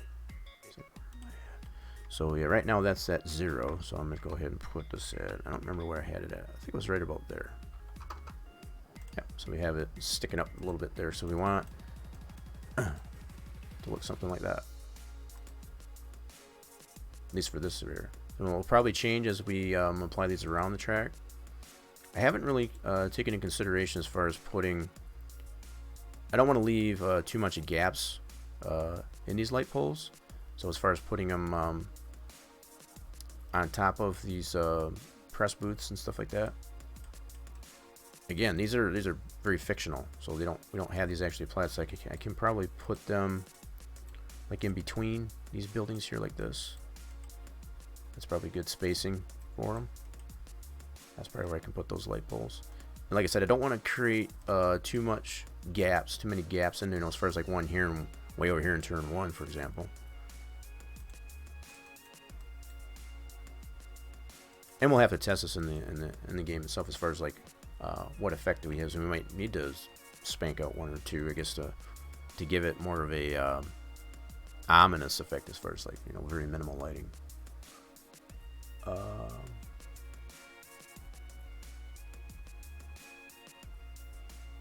Yeah, James has decided to show up their torch here. Alright, so yeah, I think initially what I will do there, that's what I'm considering here. So I'm going to move this one right here. So we can see the stairs. I don't want to put them in front of the stairs necessarily. I want to put them where the people sit. So we have the one light on each of these poles, if you remember. The one light in the center does shine on the stands. And then the other 4 on the outside of them are pointing to the track. So at least that's the appearance that we've got to it. So I know the next one I'll probably put like right in between here. Okay, and we can kind of see this from the top down view like this. So I can put some in between here. Yeah, so let's see how this will look here. Let's try some things here. So let's go over here. Light pole, where are we at?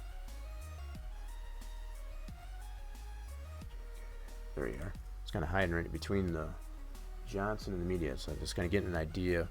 So the fact there's really no way to clone or duplicate, I guess, one that's already in the track. You have to go through that list every time. Yeah.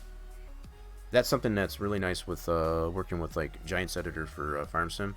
I can necessarily select an object and duplicate it right from in there. I don't have to go through that mess of going through the list and selecting it every time. But considering the construct, I guess, of the sandbox utility, it's very primitive. Very buggy and very primitive, and that's what we have to work with. So that's just wishful thinking.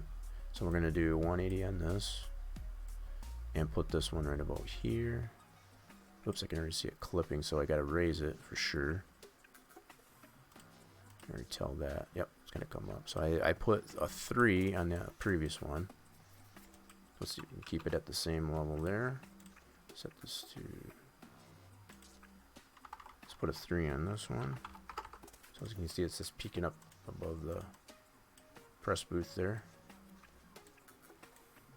And it's a matter of, do I want that to be behind that building or going through it like that? I don't really like the fact that it's going through the building like that, so I'll probably move it back. Yeah, I think I'm going to do that. So I'm going to move this back so it's behind the building here. That would look more realistic as far as going through that building. So move it back like so, and maybe even have to raise it a little bit higher so that it so in this orientation, if we were to leave it like that, it would barely, the beams would probably wouldn't be able to shine over the building, so all the light would be on top of the roof, and we wouldn't want that. So we'll probably have to raise that up a little bit more. We got plenty of room on the height of the fixture anyway, because it's a 60 or 70 foot structure, so it should be okay.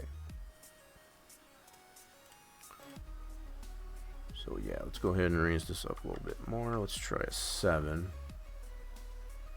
That looks kind of good to me. Yeah, so we want to make sure our light is going over the top of those press booths. So these, we want to make these a little bit taller. So initially in my head, that spacing in between the two should work.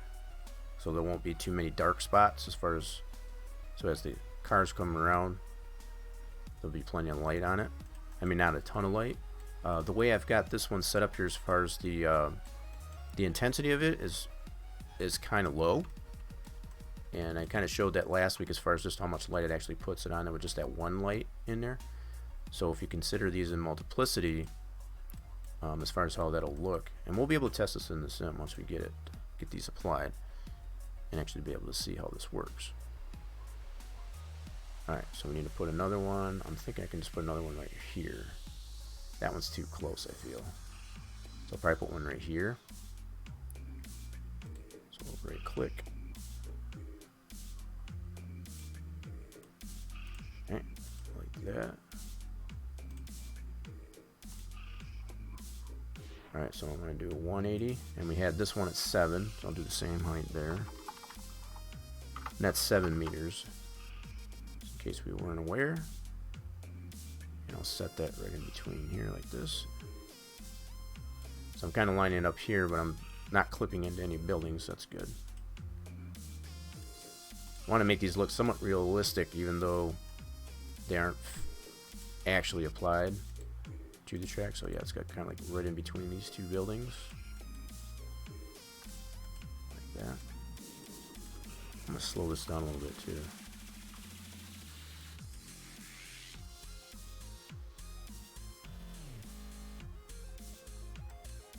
I'm gonna turn that off though. Yeah, it's better. Just kind of slow that camera speed up just a little bit so it's not so wonky. Okay, so I can probably move it this way just a little bit. So put it more in between those two buildings. Yeah, let's do that. So we want to move it this way a little bit. There we go. Kind of make it look like they actually put them in there. Yeah, it'd kind of be like right in between those two. Okay, and then we'll put another one right here between these two.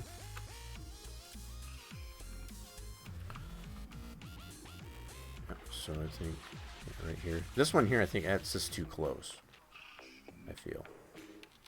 Gotta put some spacing in between these. We'll test it out. We'll find out exactly. We might find it necessary to put one there. Not skip that spot. Okay, so light pole. And we gotta set this to fixed. Set this one also to 7. 180. Okay, now on this one here, we're starting to get into a turn here. So what I might do is actually rotate this the other way. So you can see how this is working here. So I'll do a negative rotation on this one here. I want to kind of conform it a little bit to the shape of the curve and the so not 100% 180. So something like that. Okay, I'm gonna look in here and see what we got. Not too bad there.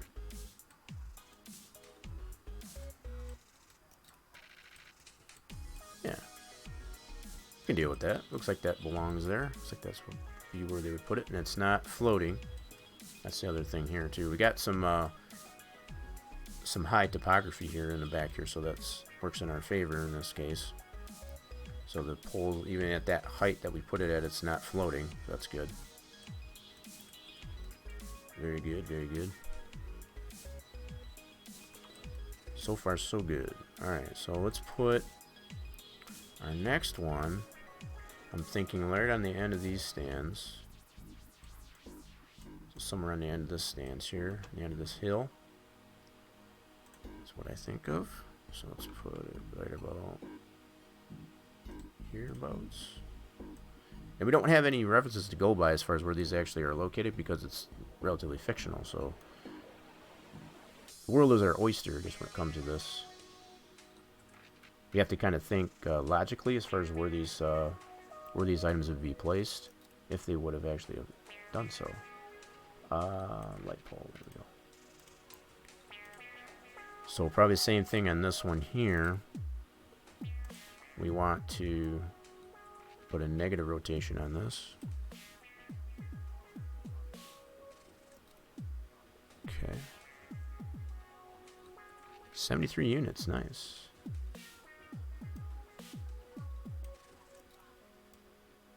I'm seeing chat starting to pick up this a little bit.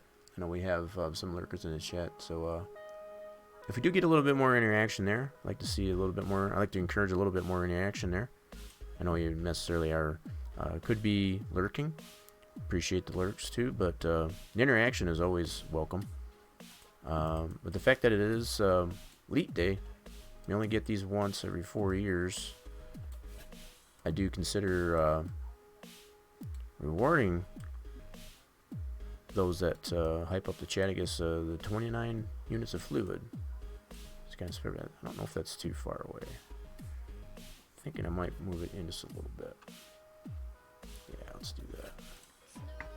So let's put this one right about here.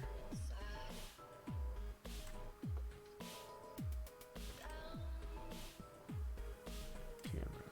Yeah, that makes more sense as far as the spacing. That makes more sense to me. Yeah, see, we don't need to change that. That height's still at 0, so you can see how these are kind of looking so far. Okay, so we'll probably put another one starting on this stand. Somewhere like right about here. Okay, so let's do that.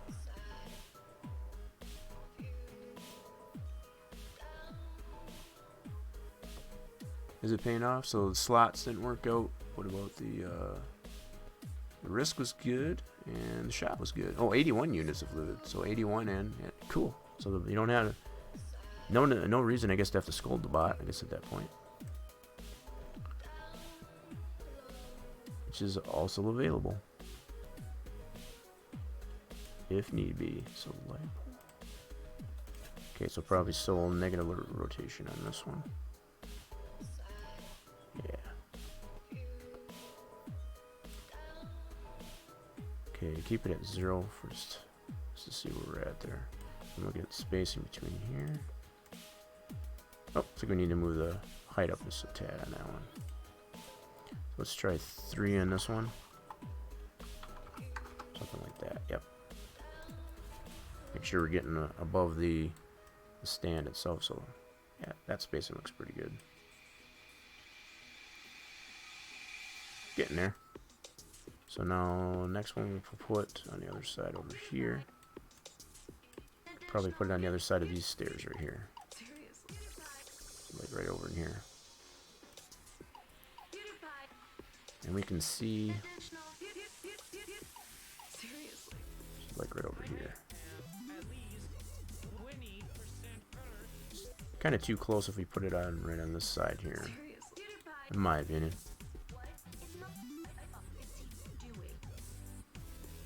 Scared it with the scold option? I probably did.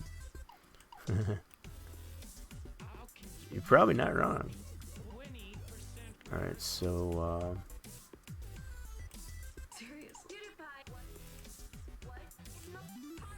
okay, so probably still a negative rotation on this one here too. Go like this. And what I mean by regular rotation says doing the positive. If I do a positive, I won't get it where I need it if I go 180. So by putting the negative rotation into it, it gives me that orientation that I'm looking for. That's what I mean, I guess, by negative rotation there. So this will have to go at a 3. Same as the last one. So there's that one. So again, we can see how this looks so far.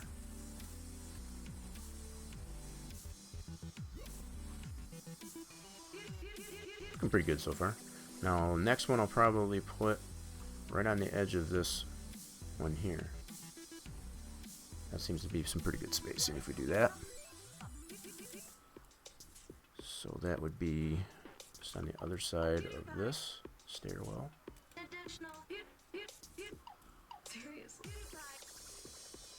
Again, I'm kind of applying logic, I guess, as far as how these poles would have been installed. So since we don't have anything realistic, I guess, to go by, I'm kind of using common sense, logic. Okay, negative rotation. That one's probably going to have to go to like a 10 height. That's definitely higher than this one for sure. So let's try 7. We'll go 8. 8 looks a little better. 8 meters. Now I want to see how we're doing this as far as if it's floating or not. Something else I want to keep in consideration. So we're at the point now where we're floating. Okay, so a little bit too short, but this is the height I necessarily want. So it may create the necessity to create a separate model, so that we can accommodate, I guess, it not doing this. So the fact that we're above our max height here, I'll probably go ahead and just apply these the way they are for now. But what it's looking like so far is because of the height of these stands, might have to create a separate second object to accommodate this.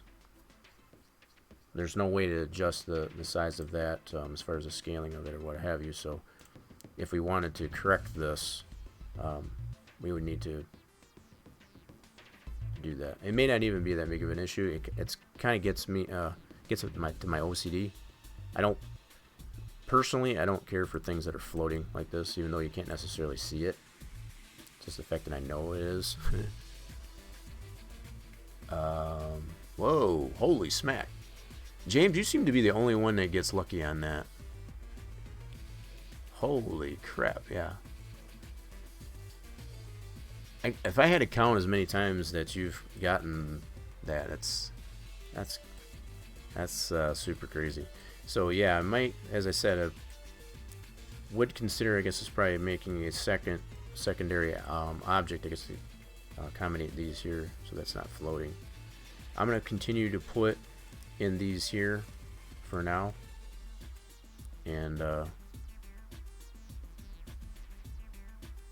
something to kind of consider, I guess, when I do this here, I could probably make a copy of the 3DO and rename it so that I can apply it on this stand. And then once I create a new object, I'll be able to just swap that out based on that same name. Yeah. Still haven't reached that 60K. Yeah, I remember that's what you were trying to accomplish there last time. Oh yeah, that was a super big boost. He hasn't needed any help at all. Of course, he did scold the bot too, and he got the 100. So I'm sure that helped too. That bot's like, ooh, he needs business. Yeah, so something I am considering, something that you can necessarily consider at this point, knowing what exists here, as I said, I could create I could copy this 3DO and rename it to like a light pole B, for example, and then apply that around this area. And then once I create that new object, swap it out there that has the proper length of the pole. And that would be because all the way through this stand here is going to be that way, because it's all at that height. It comes down a little bit right here, but not much. So it's relatively going to be that high all the way through here. I think it does it step down here again? Yeah, it does step down. No, it doesn't. So it only steps down that little bit right there. So it's going to be relatively that high all the way through these part of the stands. So I'm going to need a object that whatever that it's not floating in that regard. So you even get, if I was to put one, I guess on the back side of this this press box here too. So yeah, I'm gonna have to create this. So I think what I am gonna do, I kind of talked myself into it. Yeah, it does suck. I don't think it steps down enough though for it to. It only steps down that little bit. So if you consider the fact that we've got this one here at 8 meters up in the air, if I go any lower than that, I feel it's not going to be high enough to clear the stands. So you can see that's at 8 meters high, and we're already floating. We probably got a good 4 meters, if I had to guess, maybe 4 or 5 meters up in the air. And that bugs me, and the fact that the rest of these stands moving forward, progressing this way, are that high and only steps down just that little bit, it's still gonna create that light pole be floating if you use that same one. So I think what I will do is, what I can do, and I will do, is make a copy of this so I can still apply it without actually making the object. I can go back and do that later. Yep, we can go into our thing here. We can create a copy of this pole, paste it, and I'm going to rename this to, and I'll just use the same texture and all that stuff. All we're doing is just making it a different name, because obviously it's going to have a different length to the pole eventually. So right now what I can do is I can take this one, even though it's still short, I can still put it in that conformity. So when I create the one that's got the proper length on, I'll just be able to swap that out, and I'll be good to go. Alright. So, what I want to do in this spot is use that light bulb B, I say, I'm sorry. So I want to delete this one, and I want to put the light pole B. So this is going to basically serve as a placeholder, but I'll still use that 3DO name when I create the one that's the longer pole. Alright, so light pole B. Where you at? Dadgummit. Hate when it gets lost in the mix here. There it is. Right in between here. So now I got the light pole B. I'm going to put this one in here. And like I said, I'll be able to swap that out once I create the one that has the longer pole. So negative rotation. And I'm going to put this at 8 meters. So it's probably not exactly in the same spot that I did before I deleted it, but that's fine. But now I'll be able to continue with using that named one and continue that all the way through the rest of this. So we've got just the light pole up to this point, starting back over there. And we'll probably still be able to use that in turns 3 and 4, so it's not like it's going to be totally useless to us. But we'll have basically 2 light pole objects. One that's a little bit longer, one that's shorter. So.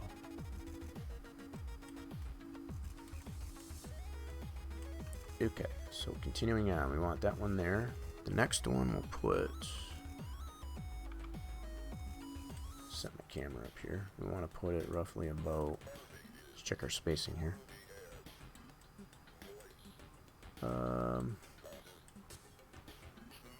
Probably like right in between these two right here. These two stairways. So it'd be right about here. Okay. And the one only good thing that you have as far as like when you're placing is they are in alphabetic order when you're going through this list. But when you only got the 2 objects in this case now, it still makes it a little bit. It's only the 2 of them that are labeled as L. So starting with light, the L, the light pole. Okay, so this one we want to set to 8 meters and do that negative rotation. That spacing looks pretty good. And we'll verify that in the camera. There we go. There we go. Awesome. So, taking the approach that I am here, if it hasn't been made clear, so instead of having to stop what you're doing here as far as the placement of these objects, create the new object and then go ahead and apply it to your track. Kind of taking yourself away from this session of Sandbox to apply the objects. Go ahead and apply it, just do it like I've done. It's just as far as make a copy of it, since it's going to be another object that has a longer pole. It still allows you to continue with the work that you're doing, and then once you create that new model, swap that out with the renamed one like I just did. It saves you from having to step away, I guess, from your session of Sandbox. You can still continue. You don't need to stop doing that. That's one benefit, I guess, to being able to do that. Just check. Yeah, you're close. 140 away, it looks like. Really chomping the bit there, I guess, as far as... okay, so we'll put the next one right about here. This looks good. Alright. Like pole B is what we want to use. So it looks like still negative rotation. Yeah, so the positive still is not working for us yet. So we want to do a negative rotation. And set that to 8 meters up. Now, something else I want to check here, I think, is that the part where it steps down? Nope, not yet. So it's right here. Okay, so there's that one. Okay, that looks like it's too... I might put it on the opposite side of that stairwell. That's a little too close. Yeah, I'll put it over on this side of the stairwell.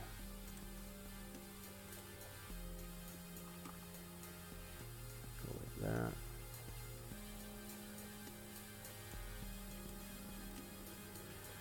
There we go. That's better. Yeah.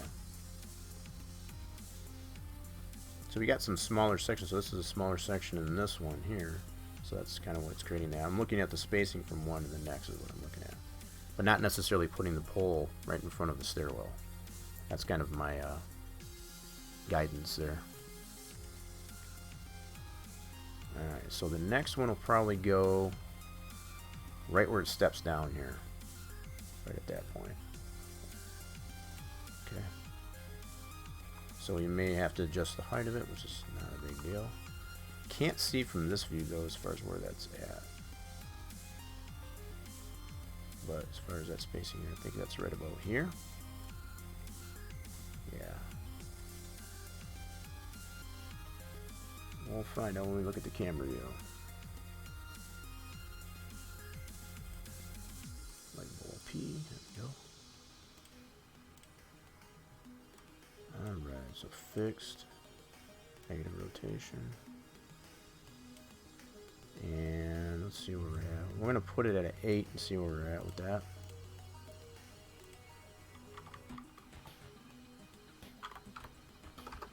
Okay, let's see where that's at. Yep, so it's got it where I was expecting. Yeah, we'll keep it at the 8. We could probably step it down if we wanted to.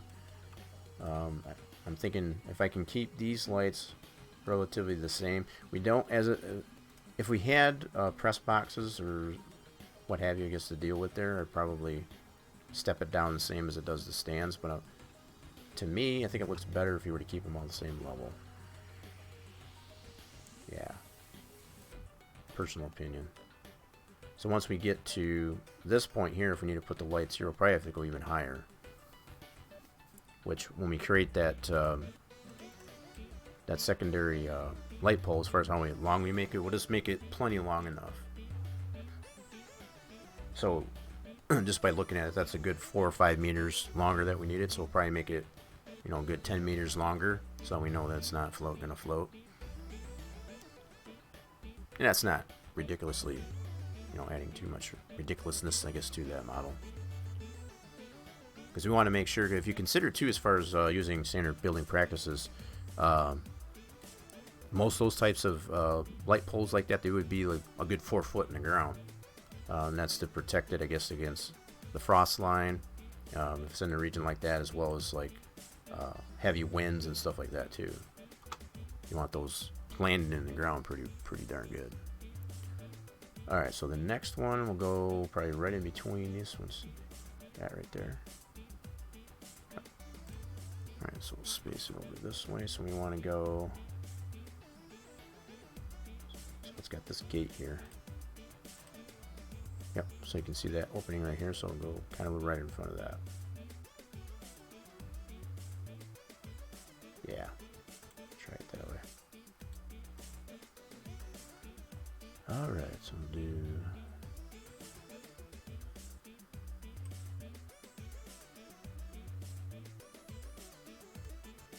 Oh, this thing keeps getting lost in the list there and it's driving me nuts. Okay, so here we go. So I'm going to put it roughly right in front of this opening that's right there. And that's kind of keeping that. I'm not using a linear guide or anything like that. If I want to get really picky with that, I could probably do that. I'm not going to get too picky that way. But I could use a linear guide to get them evenly spaced out if I wanted.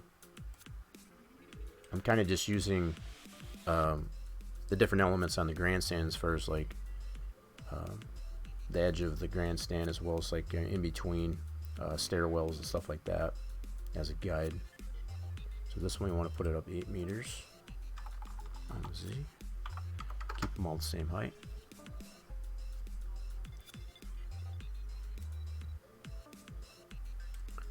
Okay. Very good. Not bad. Looking good so far. So the next one will go. That's weird how they did these grandstands. Look at this little skinny section right here. Is that actually the way it is in actuality? I never really looked at these stands. It's kind of weird how it's got this little skinny section right here. Interesting. Alright, so the next one we want to put probably right in between these two right here. So we got a pair of steps here and steps right next to that that skinny section there. So right in there. Okay. So as far as the top-down view, we have this skinny section. Putting it right here would be too close, so yeah, we'd have to put it on this side.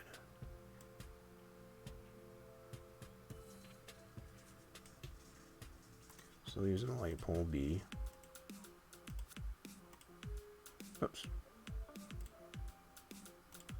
The properties, not the camera. So fixed. Negative rotation. Yeah, see, once we get back to turns 3 and 4, getting on that end of the track, get back on the front stretch, it'll be more of a positive rotation if there is any. Alright, so this needs to be at 8 meters. Yep, that looks good. Now we'll definitely go on the other side of that skinny section into this section right here just before that group of stairs. So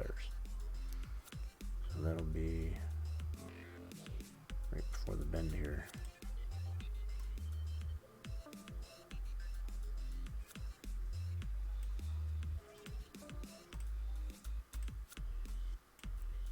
Okay.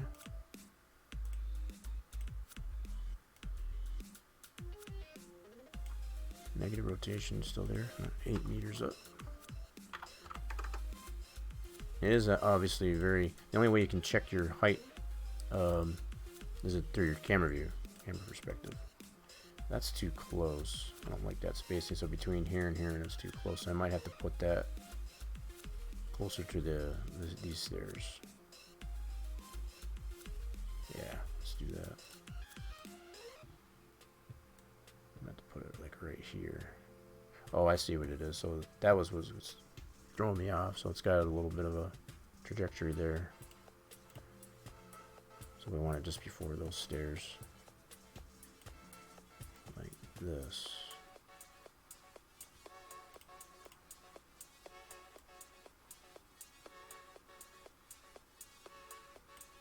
Yep, see we're getting lesser and lesser on the negative rotation, so we're going to necessarily get back into positive rotation if we do have any.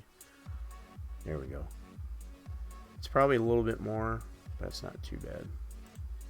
As far as the spacing on it. Looking pretty good. Alright, so the next one we'll put side of this, so in between these two stairways, and just before that. So the next one after we put that will be dealing with that press box. Alright, so we need one right here.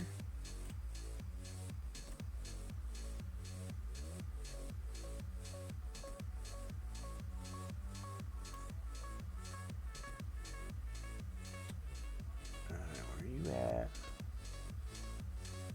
Gotta keep losing that. Stupid. There we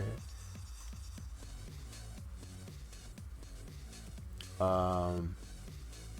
It is that way. Didn't even notice it, but it was. Yeah, that's kind of weird how they designed that as far as that little skinny section there. But it's probably had a lot to do as far as like they were trying to probably get this corner, you know, and not have.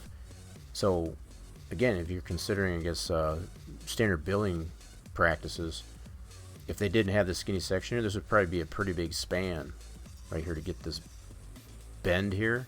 So they were probably thinking in terms of, and it might have had a lot to do with the topography and all that stuff too. So there were probably a couple different things going on there. And it forced them, I guess, to have to probably do that. Because looking at how these are spaced out, these different sections here, they have a certain amount of span.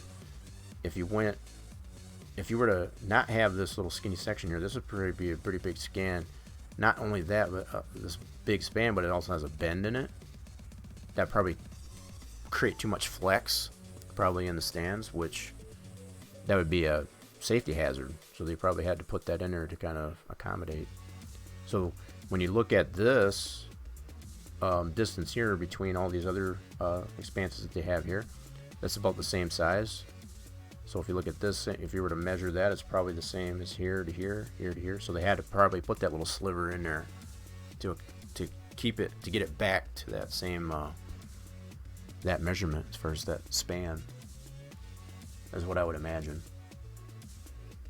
Yeah, that's nothing more than using standard building practices as far as to even eliminate, I guess, a potential safety hazard. Alright, so we want to put this one right about here, fixed, and I think we still got a little bit of negative rotation. This will probably be the last one. So now we're getting on behind this press box here now. Okay, so we want to do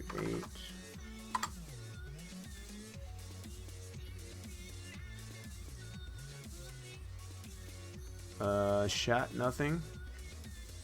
Nothing out of the risk and nothing out of the slots. About saying, it's really making you work for that 60 grand, huh?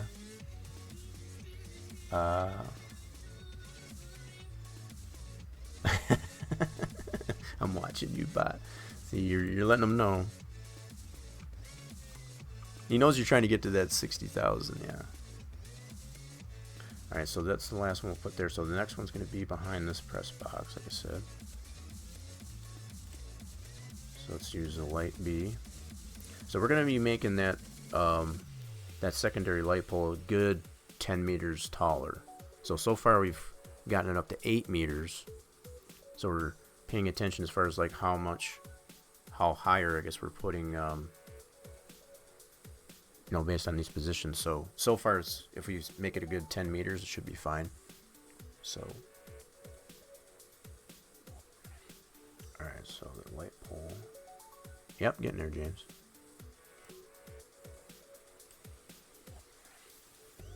Okay. Light pole B.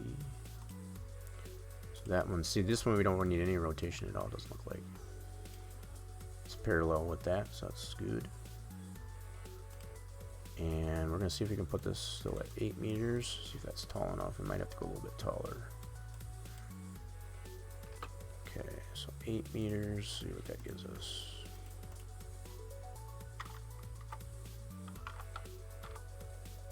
Whoops, my bad. Nope, 8 meters is not going to be enough, I don't think. Nope, that barely gets it over that, so we're going to have to go, let's try 10. 12? 12 is probably going to have to be that, so it's probably going to be, what are you mooing at? Who's mooing me? Maybe put these in the front edge of the press boxes. That's going to create that. Yeah, I understand. I see what you're saying, but the way these poles are, if I did that, it's going to make it clip into the. That would bug me. As far as using that object, anyway. You know what I mean? As far as like having it clip into that, as far as the pole going through that. So, I guess I'm just keeping it to where it's like kind of all behind. Yeah, I'm kind of with you on that, but I didn't do it that way on these ones on the front stretch.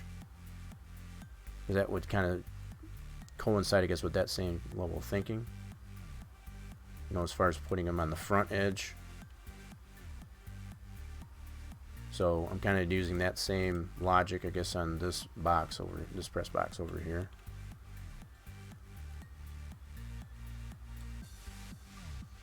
I actually don't think it'll look bad if we leave it this way.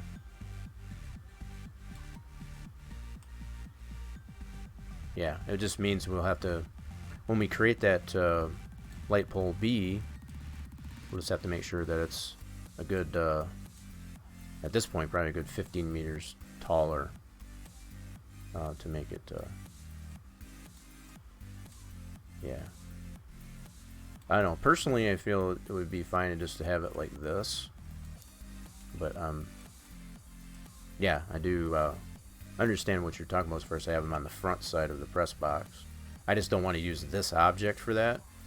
Because to me, that would totally burn my OCD to not have to create yet another object, I guess, to accommodate that type of thing. Yeah. I guess I'm just trying to eliminate the necessity to have to create another object, that's all. Not that you couldn't do that, it's just I don't think it's necessary based on what we're trying to accomplish here. I think this should be fine this way. So if I put one on either end of that press box, I think it should maintain that level of spacing. Let's put one more here. And we can test this out to see actually how it looks.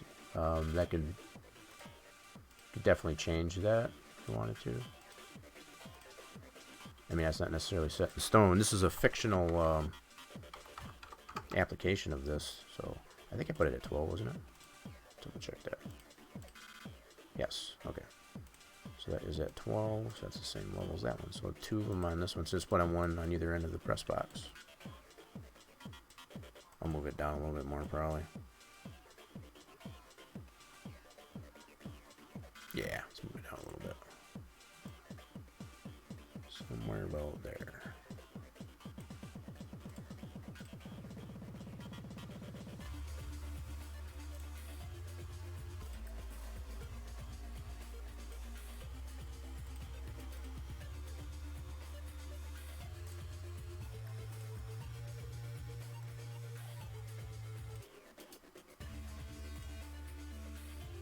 We're trying to just kind of split the difference between, kind of maintains the same level of spacing that we've got between the rest of them that way. So far spacing actually working out pretty well. Yeah, doing pretty good. So see, when we get to the Junior Johnson stand, we can probably go back to the original light pole. So obviously that's shorter there.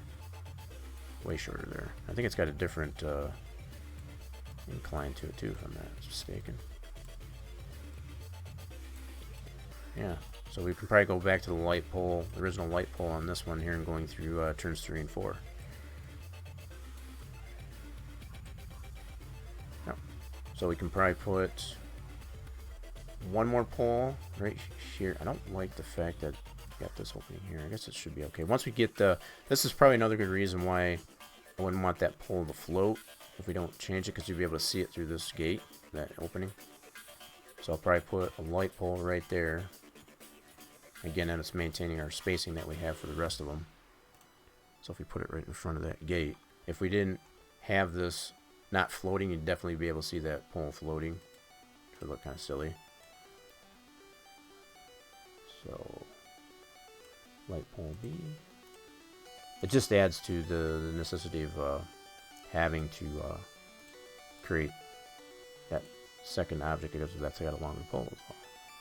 Alright, this one we can probably put... Oh, still got a little bit of negative rotation there. Not much. And then this one I think we can put back to 8 meters.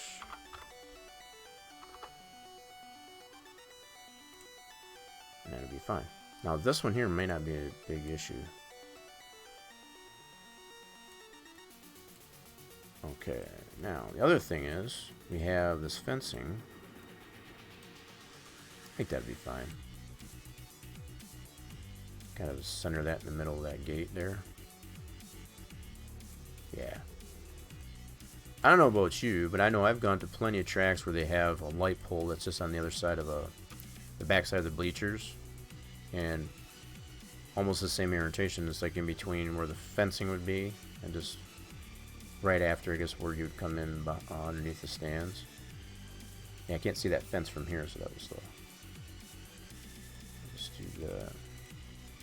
Yep. So that's not uncommon, I guess, to see this like that. And what I'm trying to do is still maintain that spacing between that we've already acquired between each pole, and that's kind of where it lands. It is right there. So, and in this case here, it doesn't float because we were able to put this back down to 8 meters. Actually, it is floating a little bit. Yep. So yeah, we're still using that light bulb B there, so it is still floating even if I put it to 8 meters. I could probably do 7, and then it'd be fine. But I'm applying that light pole B, so I want to keep as many of these, I guess, at that same level, like that.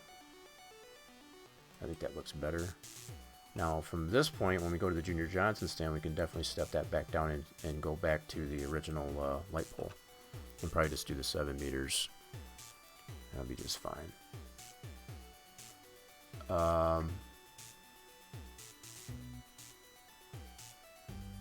That's a hauler entry? Is that what that is? That's what this one is here, is a hauler entry? Guess I didn't think of that. Yeah, okay. Yeah, that makes sense. Because that's the only one that we have in here. Okay. So, yeah, that's still not 100% uncommon that you would have that split like that with a light pole. So, even with as wide as that is, you'd still be able to get a hauler. Now, do they have a gate? With that being said, do they have a gate here on this outside wall for them to come in here, I assume? That we don't have applied to the actual wall yet. So there'll probably be a gate here that opens up on that wall. Yeah, that makes sense. Okay. So let's go back. At this point, at the Junior Johnson stand, we're going to go back to the original light pole and just put it at probably 7 meters, and we should be good. So that'll step down. Let's continue that. Okay, so that's probably something that still needs to be applied to the wall. Probably some type of gate texture there. Still haven't gotten to that point yet, obviously. Not a big deal though. Alright, so this one we're going to go back to the original light pole. So from this point up and going out at turn 3 and 4, we should be able to use the original light pole. Alright, let's see here.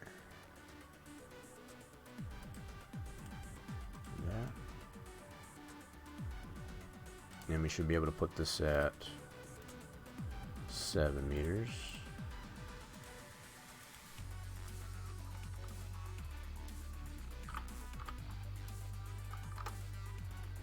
Probably even go a little bit lower if we need to, as far as if it's floating, because it does step down quite a bit, I guess, at this point. So are we floating? We are not floating. Cool. So yeah, that'll work. Good deal. Very, very good deal. I can probably move it over just a little bit too. This way.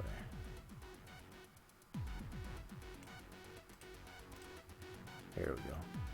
And then we'll put another one on this end of the stand.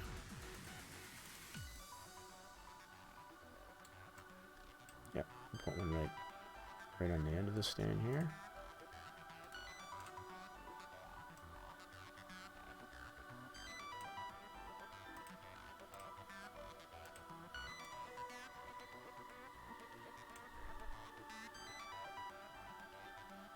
Oh my god, it's so close, it's not even funny. Uh-oh. Ooh, yeah, that's a thick one there. That's a thick one there. Alright, let's see, we want to go up our 7 meters. I don't think I need to put any rotation in it. I think I would go 40 away. There you go.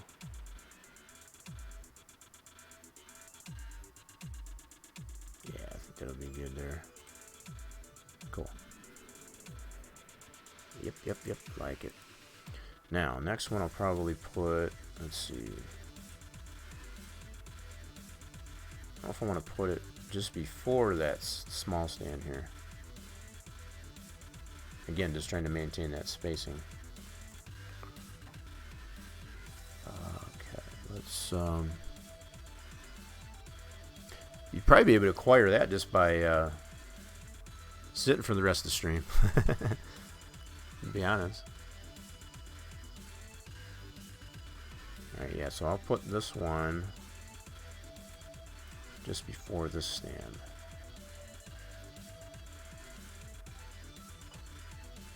Because you do earn fluids, I guess, just in the chat without playing the mini games. That would necessarily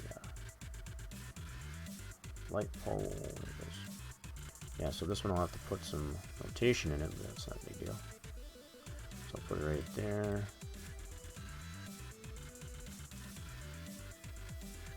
Positive rotation now, so I'm going into turn 3. Just as I predicted. Definitely want to bring this up though. So let's do 7 meters. Yeah. Same as that one there. Cool. Yeah. Okay, so then we'll put another one right about here. So right about in this area.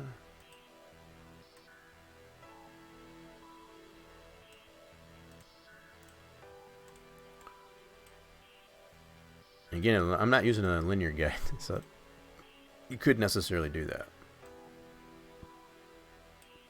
I'm not getting quite that OCD, I guess, about the spacing of it. I'm just kind of eyeballing it. Alright, so this one here we need to go up 7. That's a little too low, so yeah, I'll definitely go 7 on that one.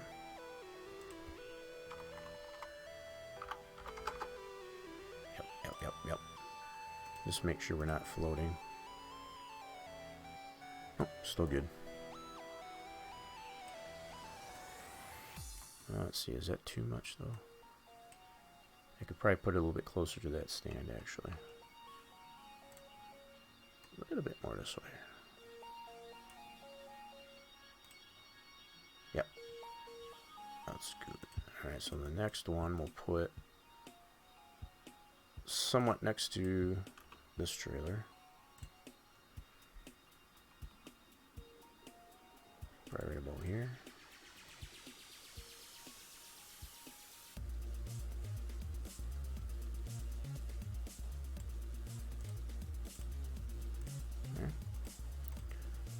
fixed, and I'm really curious to get this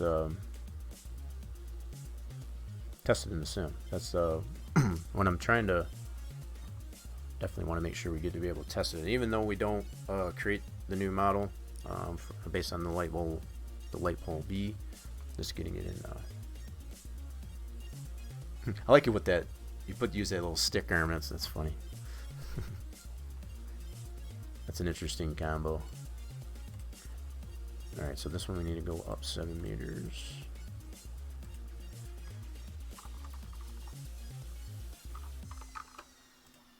All right, so then the next one, looking good. We'll put that probably right behind this scoreboard. Yeah, I think right behind that scoreboard, which would be right about here. See the top edge of that.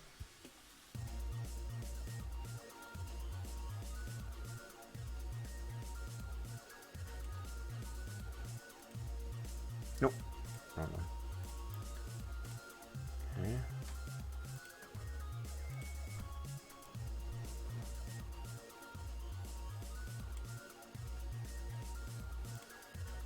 Yep, need to bring it up to 7 meters.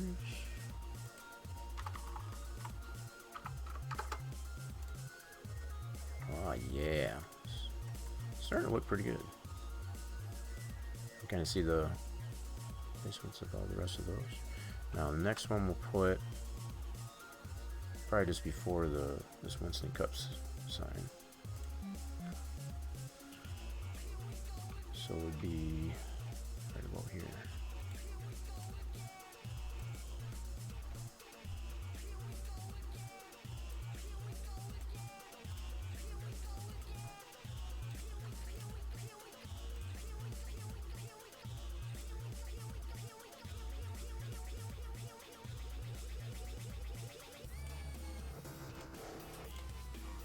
Okay, let's go with 7 meters.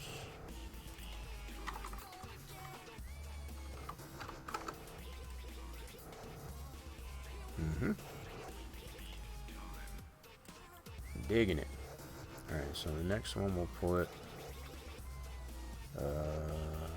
probably thinking more behind this one, this sign right here.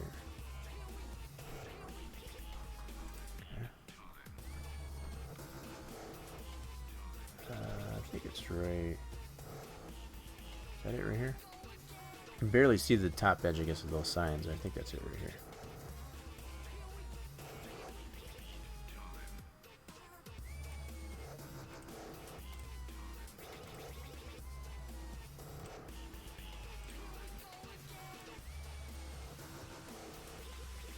Positive rotation on this end of the track.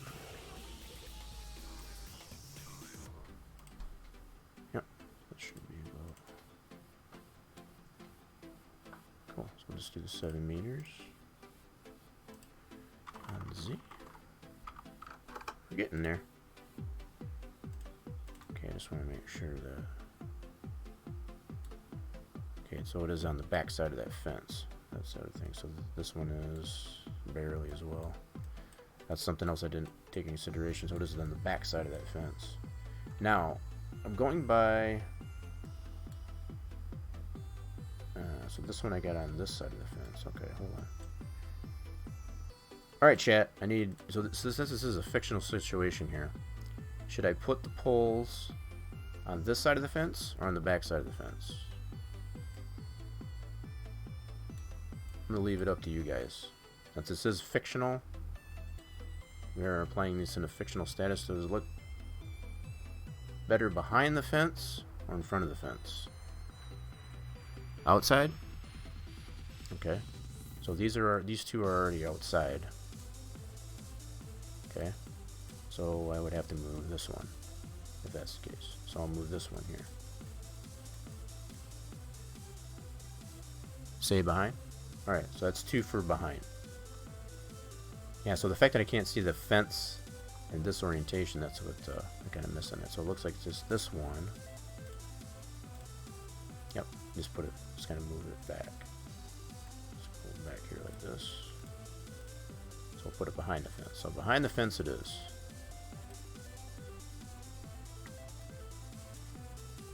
There we go. So I'm going to put those behind the fence. So the next one will probably go just before our media stand here. Oh, well before that. Okay, so we'll probably put it right about here. Just before that media stand. Okay. Yes. Absolutely. So we got, let's put this one right about here.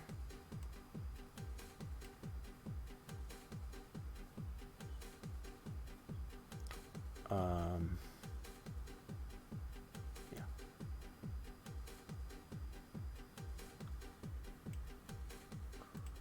Light pole. Yeah, still sticking with that light pole. So we had before this media stand, making sure it's behind. So fixed, keep it at 7 meters. And a positive rotation.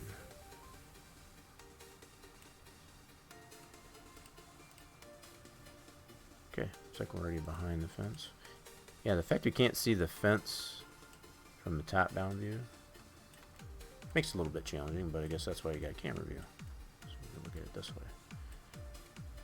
So we're looking good, looking good. So we making our way back to the main grandstand where we started.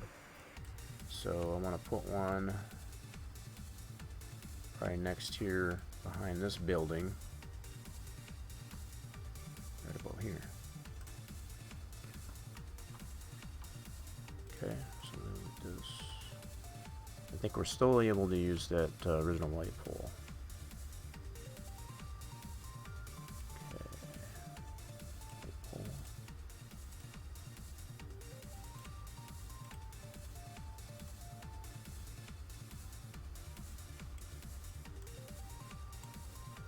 Question is might be the height. So can I? Oh, wow! Look at that. So we can probably step this down a little bit. I don't need to go quite as. I definitely don't want to leave it that low. That's for sure. Let's see where we're at here. So behind the fence for sure. Let's try. So when we started off here, I think we put it at 3, if I remember right. Let's see what we like it look like at 3 meters up. Something like that. Yeah, so just kind of stepping it down a little bit. I could probably move it over just a little bit more. Just that looks a little too close together. So move it this way a little bit.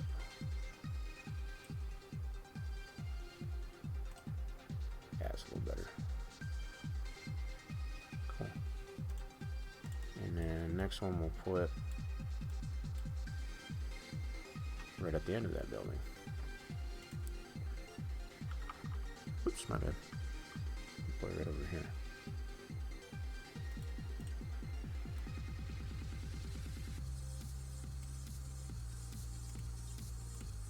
Oops. Yep. Okay, so that. Let's put this at 3 meters up. And positive rotation.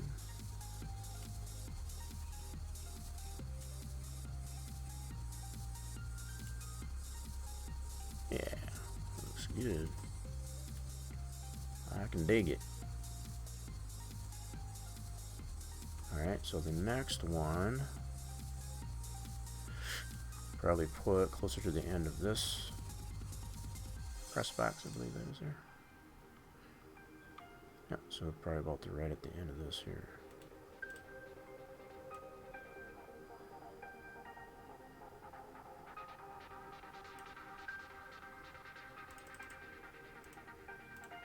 Yep, so right about here. So it doesn't look like I need to put any rotation in it either. Just probably bring it up 3 meters. Oh, I do need rotation, my bad. Gotta flip it around. 180.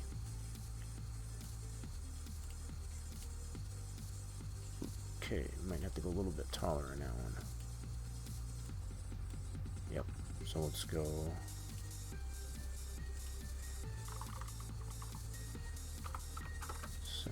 On that.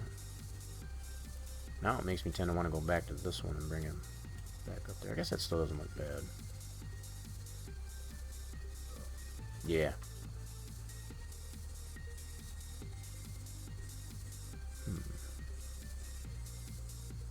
Well, you're well over it now. That's what I said. That's why probably all you had to do is just sit in the chat. There you go. Get all the emotes out there. Get some heck yeahs out there. I'm wondering if I want to bring this. Let me try bringing this down a little bit. So not quite 3, but let's do like 5. Yeah, let's try it like that. Now I want to see. I want to look behind her and make sure how it's floating or whatnot. There you go. Yep, so we're not floating. That's good. Now, here's the other thing. I don't want to block. I want to make sure that's not blocking that signage there. So that looks good. Yep. Cool. So we want to make sure it looks good here and we're not covering on our signages that we got there either. Good so far. So in the next one we'll put... Don't want to leave any gaps. So our next leg will probably go right at the end of this press box. Close to the end of that press box there. Yep, so right about here. Okay.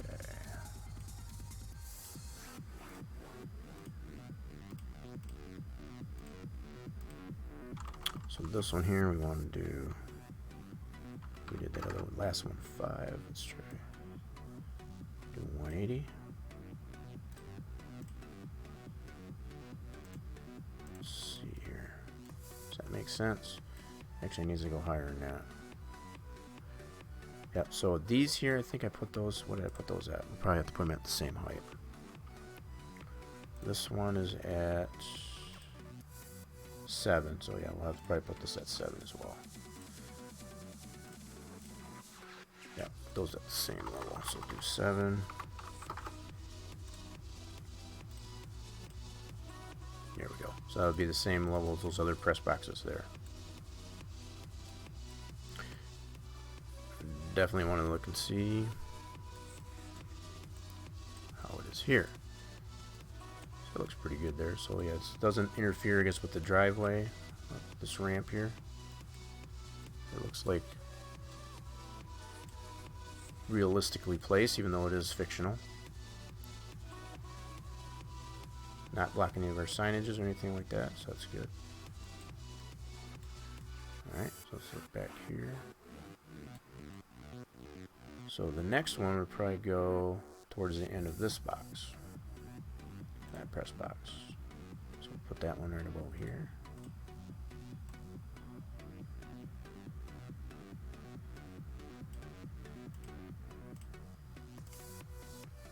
Okay. We'll put that fixed. We'll put this at 7. And turn it around. Right about there. Yeah, I could probably put this much closer to the end of it like this. Just to kind of maintain some of that spacing that we have in between each light.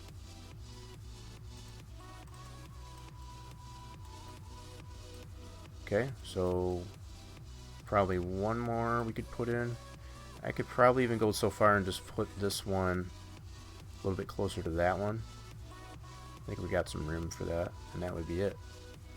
So just move this out here a little bit more.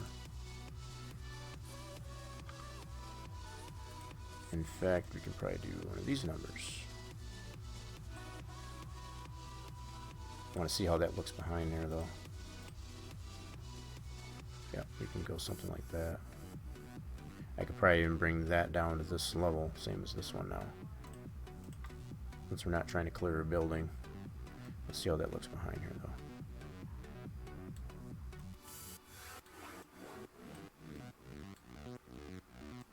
Okay. I think that looks too bad. So we'll just bring that down to this level, which I think is at 3.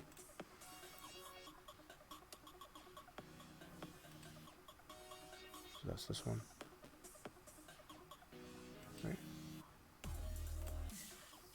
So that one's at 7. I think this one's at 3.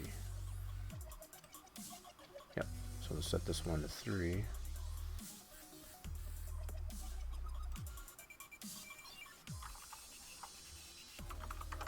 Okay. And let's check and see how we look. Alright, so that's the back side. Let's go to the front side here.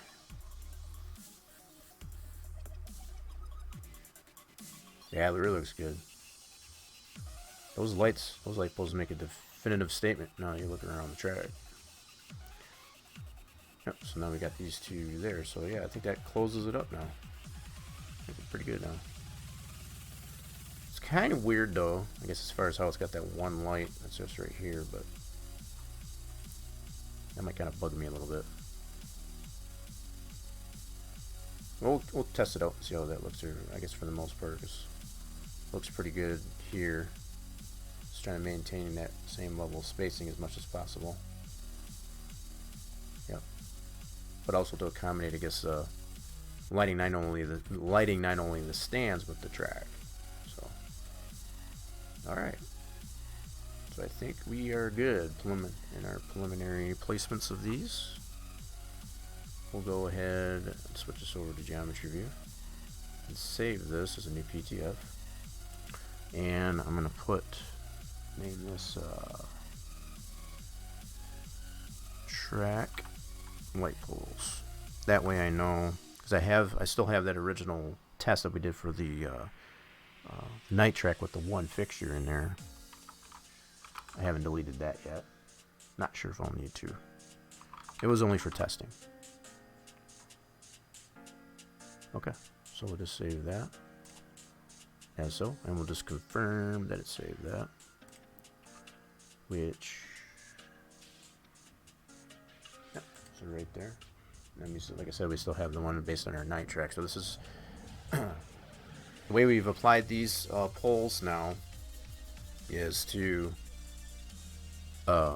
create the day track first. So now if we create a night track as a separate folder, obviously would it be a separate folder, we'd be able to just swap that light emitting object with the day version, and then that would just automatically replace those, being in the same orientation, what have you. Just that simple. So with all that done, I'm gonna go ahead and close some things out here, so I don't need these. So I was kind of showing off some of the other things. James, I don't know if you caught this. I was showing Torch as far as the different types of ways you can apply a fabricated glow and or haze to light fixtures. You can feel free to watch the VOD. I won't go through that again, but that was something that Torch had mentioned last week. I want to make sure I covered that as far as like how you could do that. Whether or not we'll apply, we have the ability to do that for sure. With the placement that we have of our light object there, if we want to put this haze on it, we'll have to see, if that might necessarily tickle our fancy. I guess if we want to apply that, we have all the pieces here to be able to do that. So that's just something else that I had worked on. Many different types of light fixtures in that fashion. So I just want to close some things down now that I've got these all shown. It's our new texture. That works very nicely for us. Don't need to save that. Just want to close some things up here so I can. That's our scriptings. Yep, just went through that for our scriptings there, so that's all good. What I want to get down to.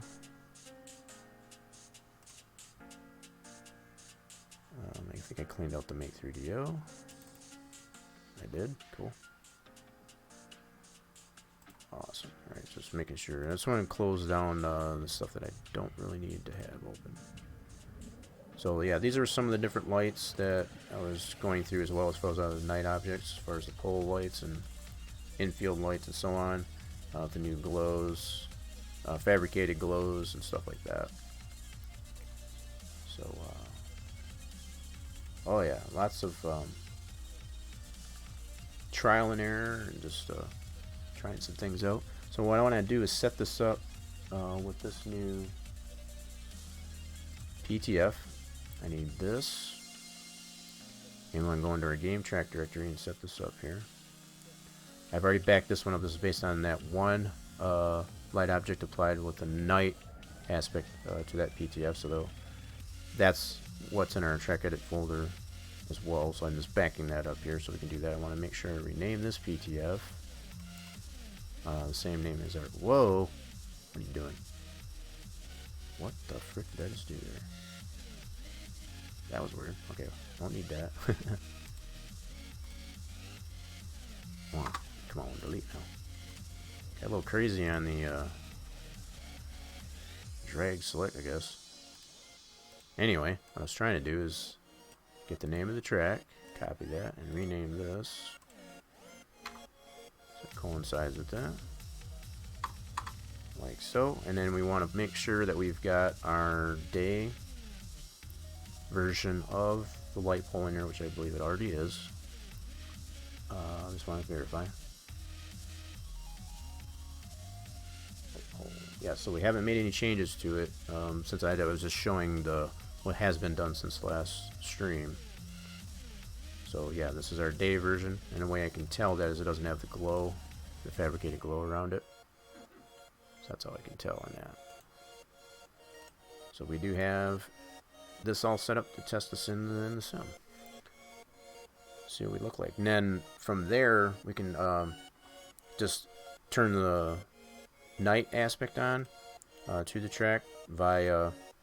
So I want to get it tested with in the day version first. All we have to do is tick this on, resave in a new PTF, put that in our track, and we can test it as a night. You know, it's a light emitting object. We'd have to swap out that that object, of course, but make sure you tick this and swap out that light emitting object, and then we'll be able to test it that way. But I want to test it at least initially here in the day. Alright, so keep this open for now. And let's see if our camera control master wants to work for us here. So we can kind of pan around as we test this out. Okay.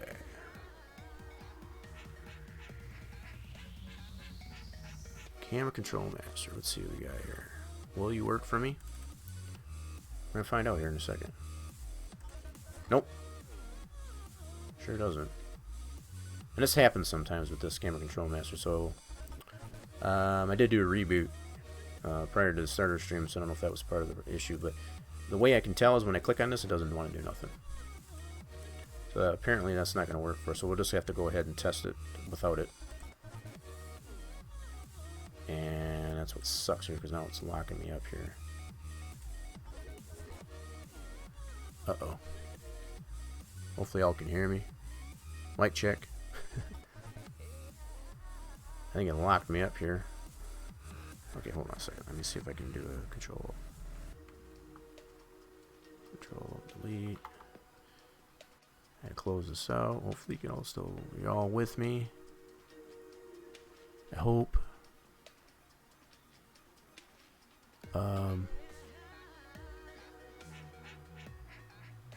What the heck? Hold on. Where's that?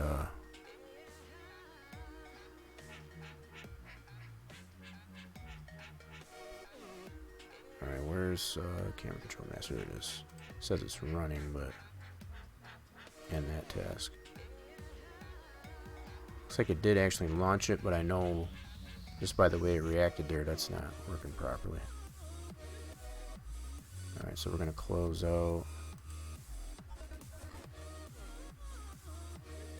Why has it got so many instances of that? That's crazy. Oh wow, so all the instances when I clicked on it,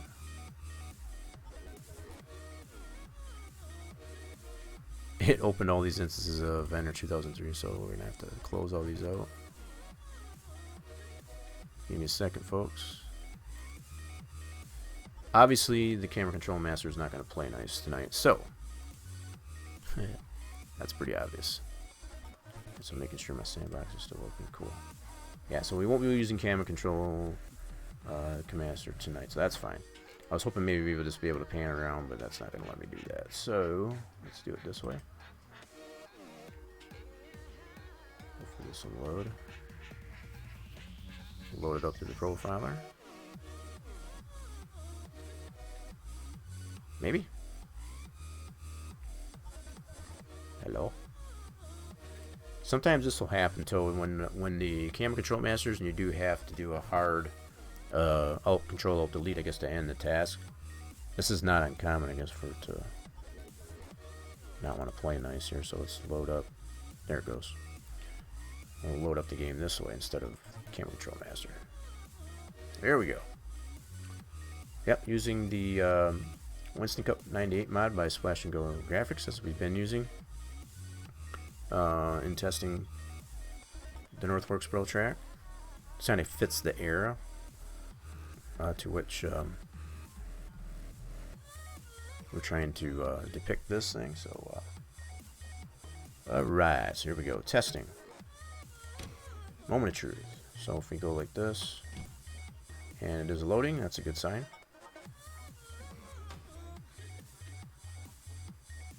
Wait a minute, why is it as a night track?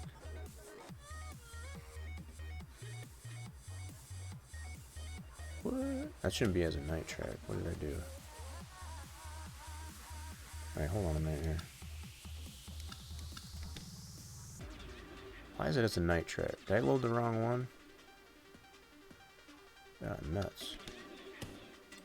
I gotta check this now. I didn't do something right because that's still loading as a night track. Hold on. I know I didn't save that PTF as a night. Yeah, let me double check this. Why in the heck is that? Loading that as a night track. Hold on. I screwed up something.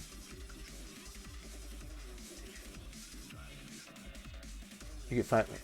Holy mackerel. Torch? Oh, I guess it was Torch's turn. I don't even think you got to scold the bot either. I guess he's just really minding his P's and Q's now. So I'm at the point now, I don't know why it's loading this as a night track. So this should be... Do I still have it as a night track? Maybe I do. Yeah, I guess I do. Now that I think of that. No, I got that off. What? Okay, let me go ahead and... Did I copy the wrong one? Hold on.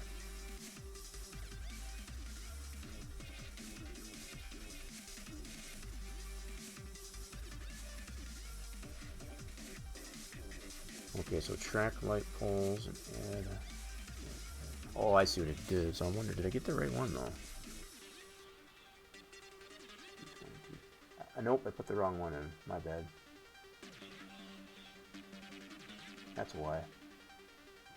My bad. I just loaded the wrong one. So I didn't realize I had them both named. So I got one that's add track light poles and just add light poles. Okay, so it was just a matter of using the wrong PTF. I was gonna say, it's like, what the heck? So yeah, I just gotta apply the proper PTF. So this one I'll just delete. Don't need that one. We got that still in our track edit folder. Paste this one and rename this one. Okay, so copy that track name. Whoops, not properties, I want to rename. That out and paste. Make sure that's the same name as our track folder. So everything else should be good. Let's go ahead and load that up now.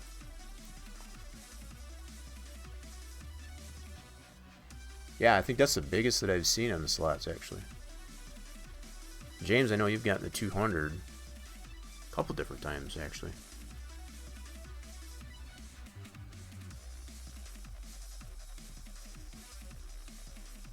Be sure to check the fluids now. You're probably not, I think you're still under James there, but probably not by much. Yeah, so go to testing mode here. Should still, oh crap, I knew that was going to happen. So what did I miss? What did I miss? We didn't add anything else besides, yeah, I know that. I know. What did I miss? So, check my files.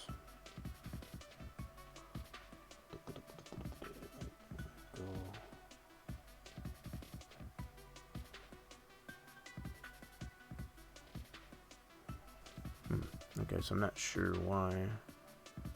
Got the glow. I do need to update this texture too, now that I think of it. That shouldn't have created it not to open. Just make sure this is the name. Checking the name of the PTF, that should be fine. We did not add anything else. I got the light pole B. Now that I said that, yes, we did add. So yes, I got to add that light pole B too. But I do need to update this texture too, because I don't think I got to double check this. I think I might have already done it, but I'm gonna check that too. But we do have, I do have to apply that light pole B too. I forgot about that. Even though that is not in the conformity we want it yet, we still need to put it in our game track directory. That's why I got the could not load. Alright, so this one we need as well. So copy this. And I think the texture is already replaced. I just want to make sure. If anything, it'll just tell me it's same file. Paste that. Yes, it is already. So cool. So I'll just skip it. So the texture was already there. It's just I missed putting that light pole B. That's why it wasn't loading. So let's go ahead. That can sometimes always be disheartening when you get the could not load. It's just like, oh crap. But it's just a matter. Usually you can really sometimes tell how quick it does that. So like sometimes if it takes a few seconds, I guess, for it to display, I guess, the could not load. A lot of times it'll relate to AI. If it's like a, pretty quick, as soon as you hit the testing session and go to drive or continue, if it comes up right away, usually it's 3DO related. Missing a texture or an object in this case, if it comes up really fast. And that's kind of what it did. So that kind of narrows it down a little bit as far as like what to look for based on how long it usually takes before it displays that could not load. Now it should. Yep, so now we're good. In this case here, I'm just gonna pan this around, expand this up here, so yeah, we can see our lights. Why is it showing the glow? What in the world? Huh? Why is that showing glow? So these aren't. But why are these?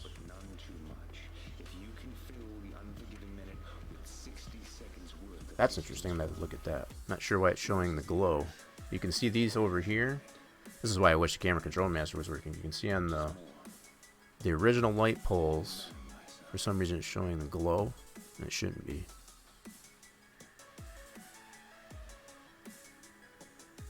Definitely shouldn't be. I don't know why it is. Interesting. I'll have to look at that. So yeah, we can see the lights where we got all the original light pole, and then these are the light pole B. If I go to pit lane 2, you can see this end. So I gotta figure out what's going on with the light pole, original light pole. So it's showing the glow, but on the light pole B it's not. This is the way it should be looking, is what's on the light pole B. You gotta see what's going on with that. So far the track loads that way, so that's good. Yeah, better call maintenance. We got lights on that shouldn't be on. Well, at least the glow anyway. Yeah, we'll just have to take a look at it and see what's going on with that. So far that's good. We want to fix that problem before I test it in the night track. Night version. So let's minimize that. And let's look into this issue. So light pole is the one I have in the track. Actually, the one way I would have been able to tell is if I got into my car, it would actually, if it was black, if it was a black car, that would still tell me that it has a light emitting to it. Let me load this up here. So that should be the day one. Okay. I might have to go back in there and actually see if it's showing darkness on it would tell me, but hold on. Darkness on the car, like if the car was completely black, when it's in the day. That's generally what will happen. If you have a light emitting object in a track that's not specified as a night track and it's otherwise day, the car will just be black. That's your one indication for that. But I think, from what I can tell, I do have the day version of the light pole in here. But let's we'll just confirm. We'll go like this. 48.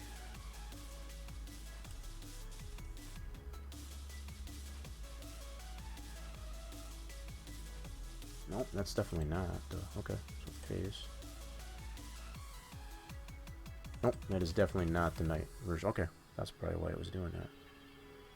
So when I created this light pole B, when I made a copy of that from our track edit folder, what I had in the our game track directory was still the night one. So I just swapped that out with the day one. So now that should, both these should be day version at this point. So if I test this again, that should not have the glow on it. That's what we're expecting to see.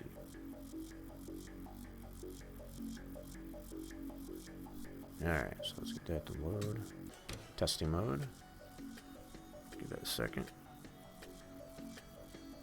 Yeah, now that the camera control master has flubbed up there, it's gonna, yeah, okay, there we go. So we can continue. Now it shouldn't have that glow. There we go. So now it doesn't have that glow. So that is the day version of that. Oh, that's there, and then also on the front stretch. That's what I look at. So these lights here. That's the front stretch. That's the back stretch. The placement of those looks pretty good. Deal with that. So this is our day version of that with those light poles in there. Maybe the lighting melted the wire. Hey, you never know. No, it was clearly the fact that I had the wrong object in there in this case. All right. So now what we can do at this point, now that we've tested the day version, we know where that's good to go. We can swap out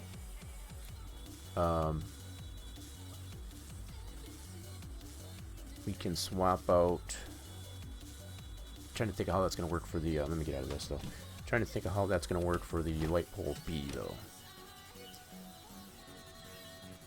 I would probably have to yeah, I know I can do that. Okay. Yep, I already know I can do that, so no problem. So what we can do at this point, with the track still open here, we're going to create a new track PTF for night. And I'll make sure that I apply that terminology, I guess, to my PTF save. So this one here we have, this is what confused me. I have one this is my newest one, my latest one. Add track light poles, and then the other one that I did, that previous test that we did last week, I still have it in here. I just did add light poles, so I just really less the track. So that's what it's like. What the heck? So yeah, that's why dates come in handy. Anyway, so what I need to do in this case here is I want to set this up for night. So this way is do a night. Okay, and I don't need to be concerned with having that light emitting object. So the name of the light pole, regardless if it's light emitting or not, doesn't matter if I have that in the track edit folder, just as long as I set the PTF to accept that light emitting object. That's basically by check marking that night track. That's what's going to allow that light emitting object to work, to function. So I want to save this. Hopefully that makes sense. So you don't have to have that light emitting object in your track when you save your PTF, because it's only referencing the name of that object. Okay. It doesn't hurt to have it in there, but you don't. It's not a necessity. I guess is the only point. So I want to do add night. Oh, actually, let's do it this way. I'm going to make this a little bit more. So create night track.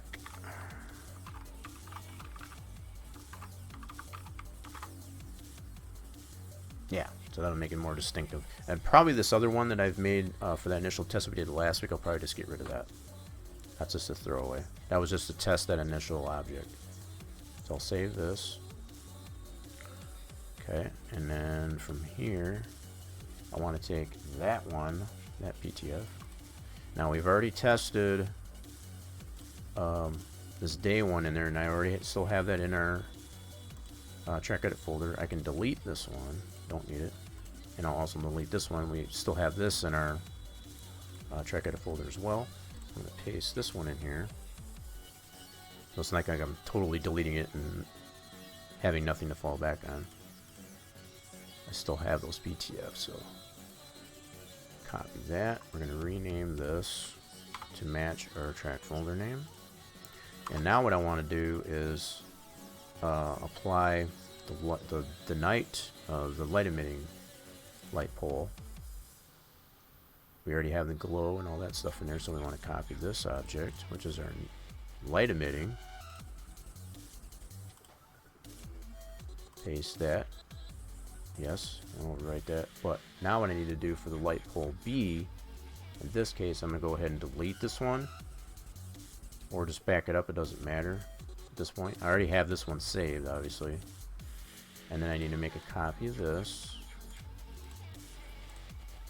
Now we haven't made our new object yet to create that length that we need in our light pole, but this is kind of playing a trick on the PTF to understand, okay, that object is here, I'm just going to load this one.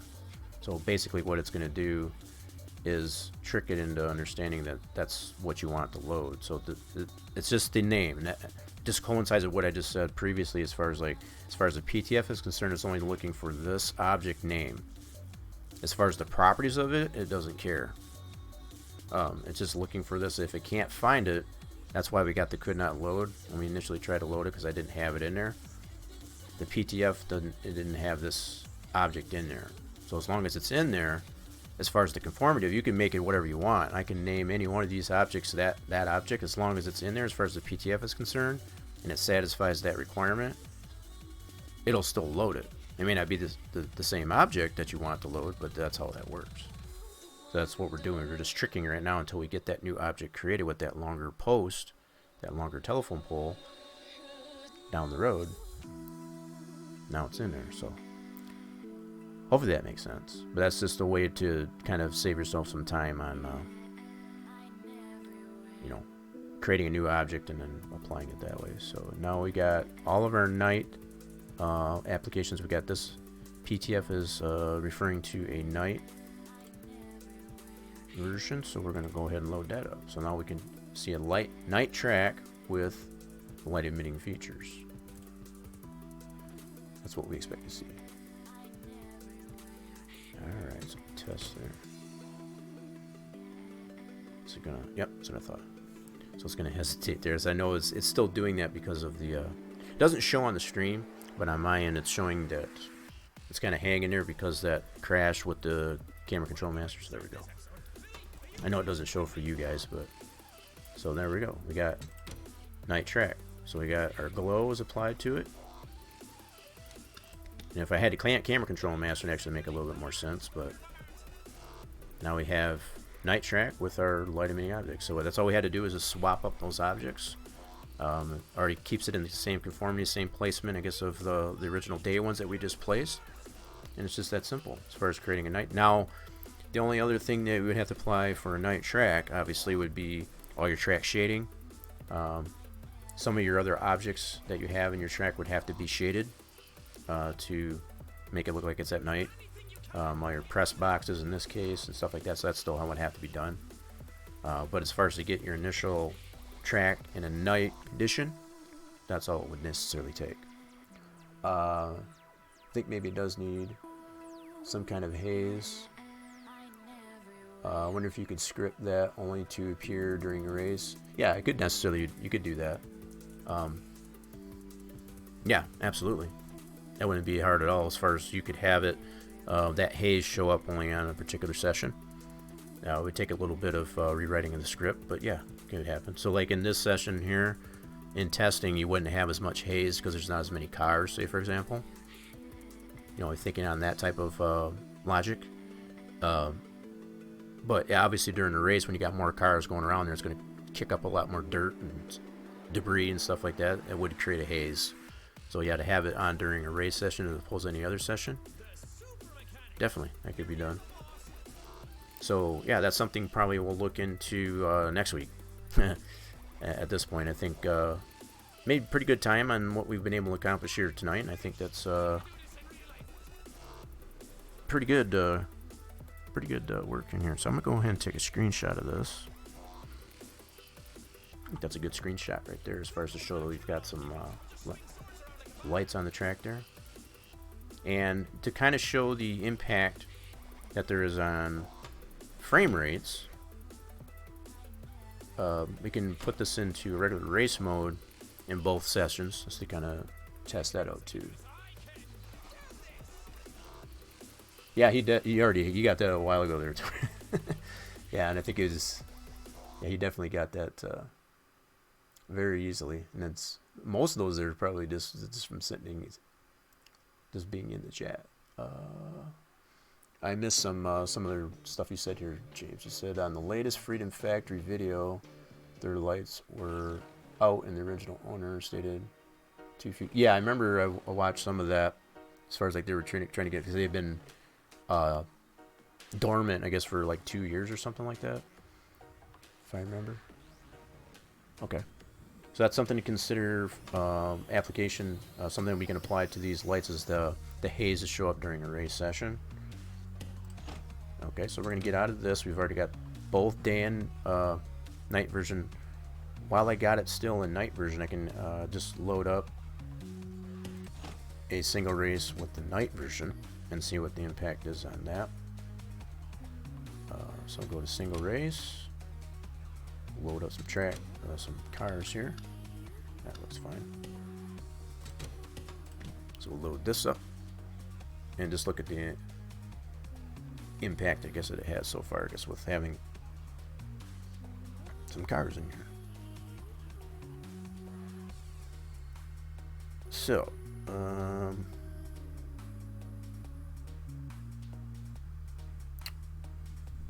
so let's go with this one here. Considering putting my steering wheel over into this, so far you can see up at the top right of the screen there, you can see what the frame rates are. That's just basically watching through camera and not necessarily being in the car. For me, that's pretty decent. When I'm, fluctuate depending on how many cars and whatever's in the actual camera view. So I'm staying well above 50 frames a second at this point here. And this is in pit camera 2. There's pit lane 2. So it does drop down a little bit on this end because I got the sun. And that's, for me, that's pretty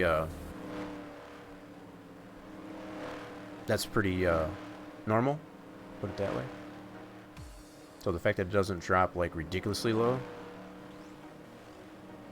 Yeah, it is definitely on this end of the track because I have the sun glare actually applied to it. It's actually a little bit more on this one because I don't have the sun glare. You can see the differences in that case. So if I get into the car, I don't have the wheel in front of me, but let's go ahead and drive. So the frames on this end of the track are actually,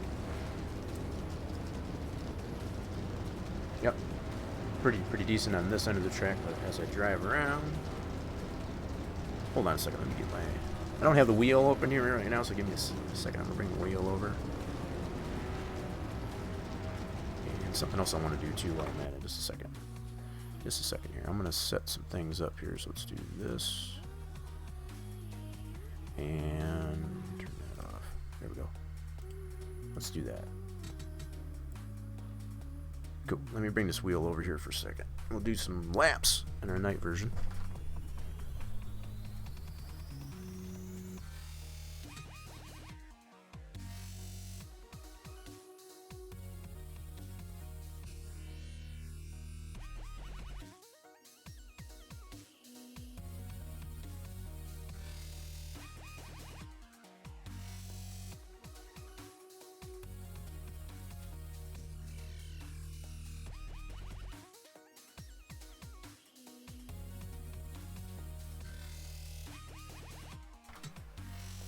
Alright, so yeah, just getting this return pit.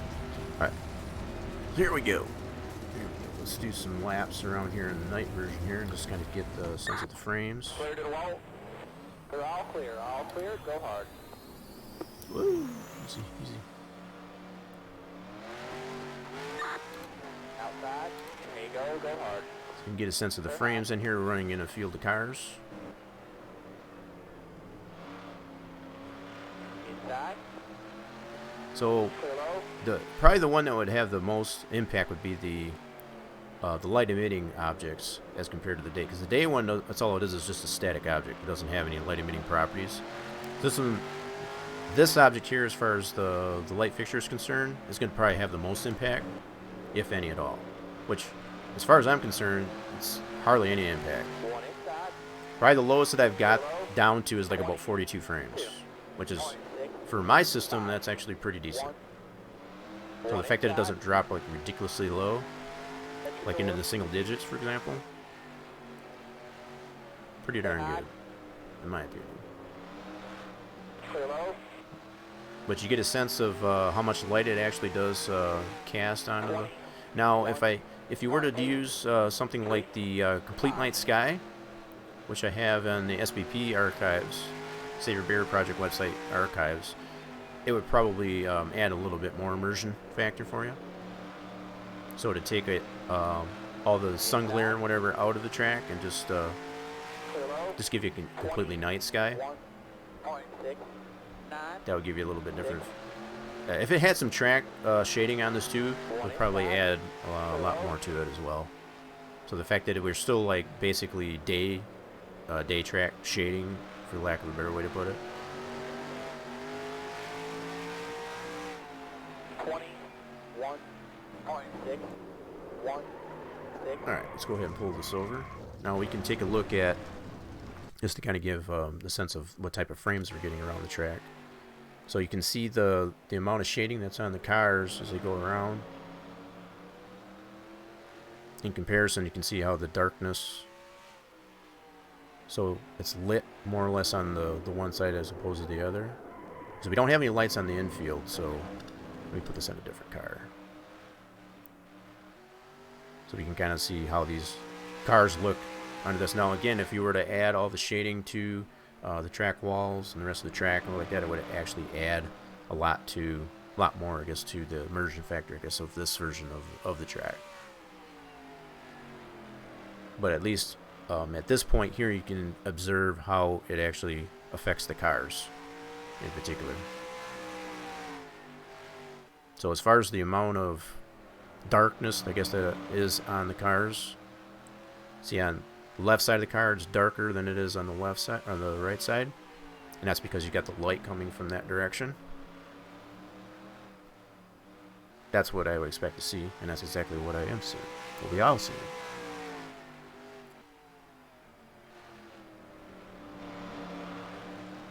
Let's see, let's get into a better group of cars here. There we go. So you can see the frames. It actually went above 100 frames right there. So just depending on how much you got in the view is obviously going to impact. It's definitely not that catastrophic, actually. Getting into the single digits is what I consider to be pretty catastrophic, which it clearly is not. And I've got a lot of settings turned on as far as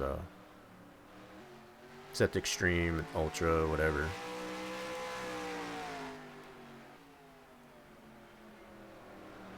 But I think we're looking good so far. We are definitely looking pretty good so far. I think that's pretty good for testing. We'll go ahead and get out of that one. That's just in practice. So we do have some things to consider to apply. Oh, did my playlist stop? Hold on a second. I didn't realize my playlist must have stopped. What are you doing here, playlist? Yep. All right, there we go. Put our playlist back on. So I believe, if there isn't much more to go over, we do, like I said, we do have some things to consider to apply to our finished model, I guess, for the light emitting object anyway, as far as to apply that haze. I guess that only shows up during a race session. That's something I think I'll go over next week. I think we've accomplished quite a bit this evening on this extra leap year of a day, I guess, as far as February. So officially, starting tomorrow, we'll be in March. We'll be officially done with February. So with that said, I know James, you've already you've already accomplished your 60,000 there, but I kind of hoped there would have been a little bit more interaction, I guess, with stream tonight. But I appreciate all those that did necessarily interact and came over and checked out what had going on here this evening. So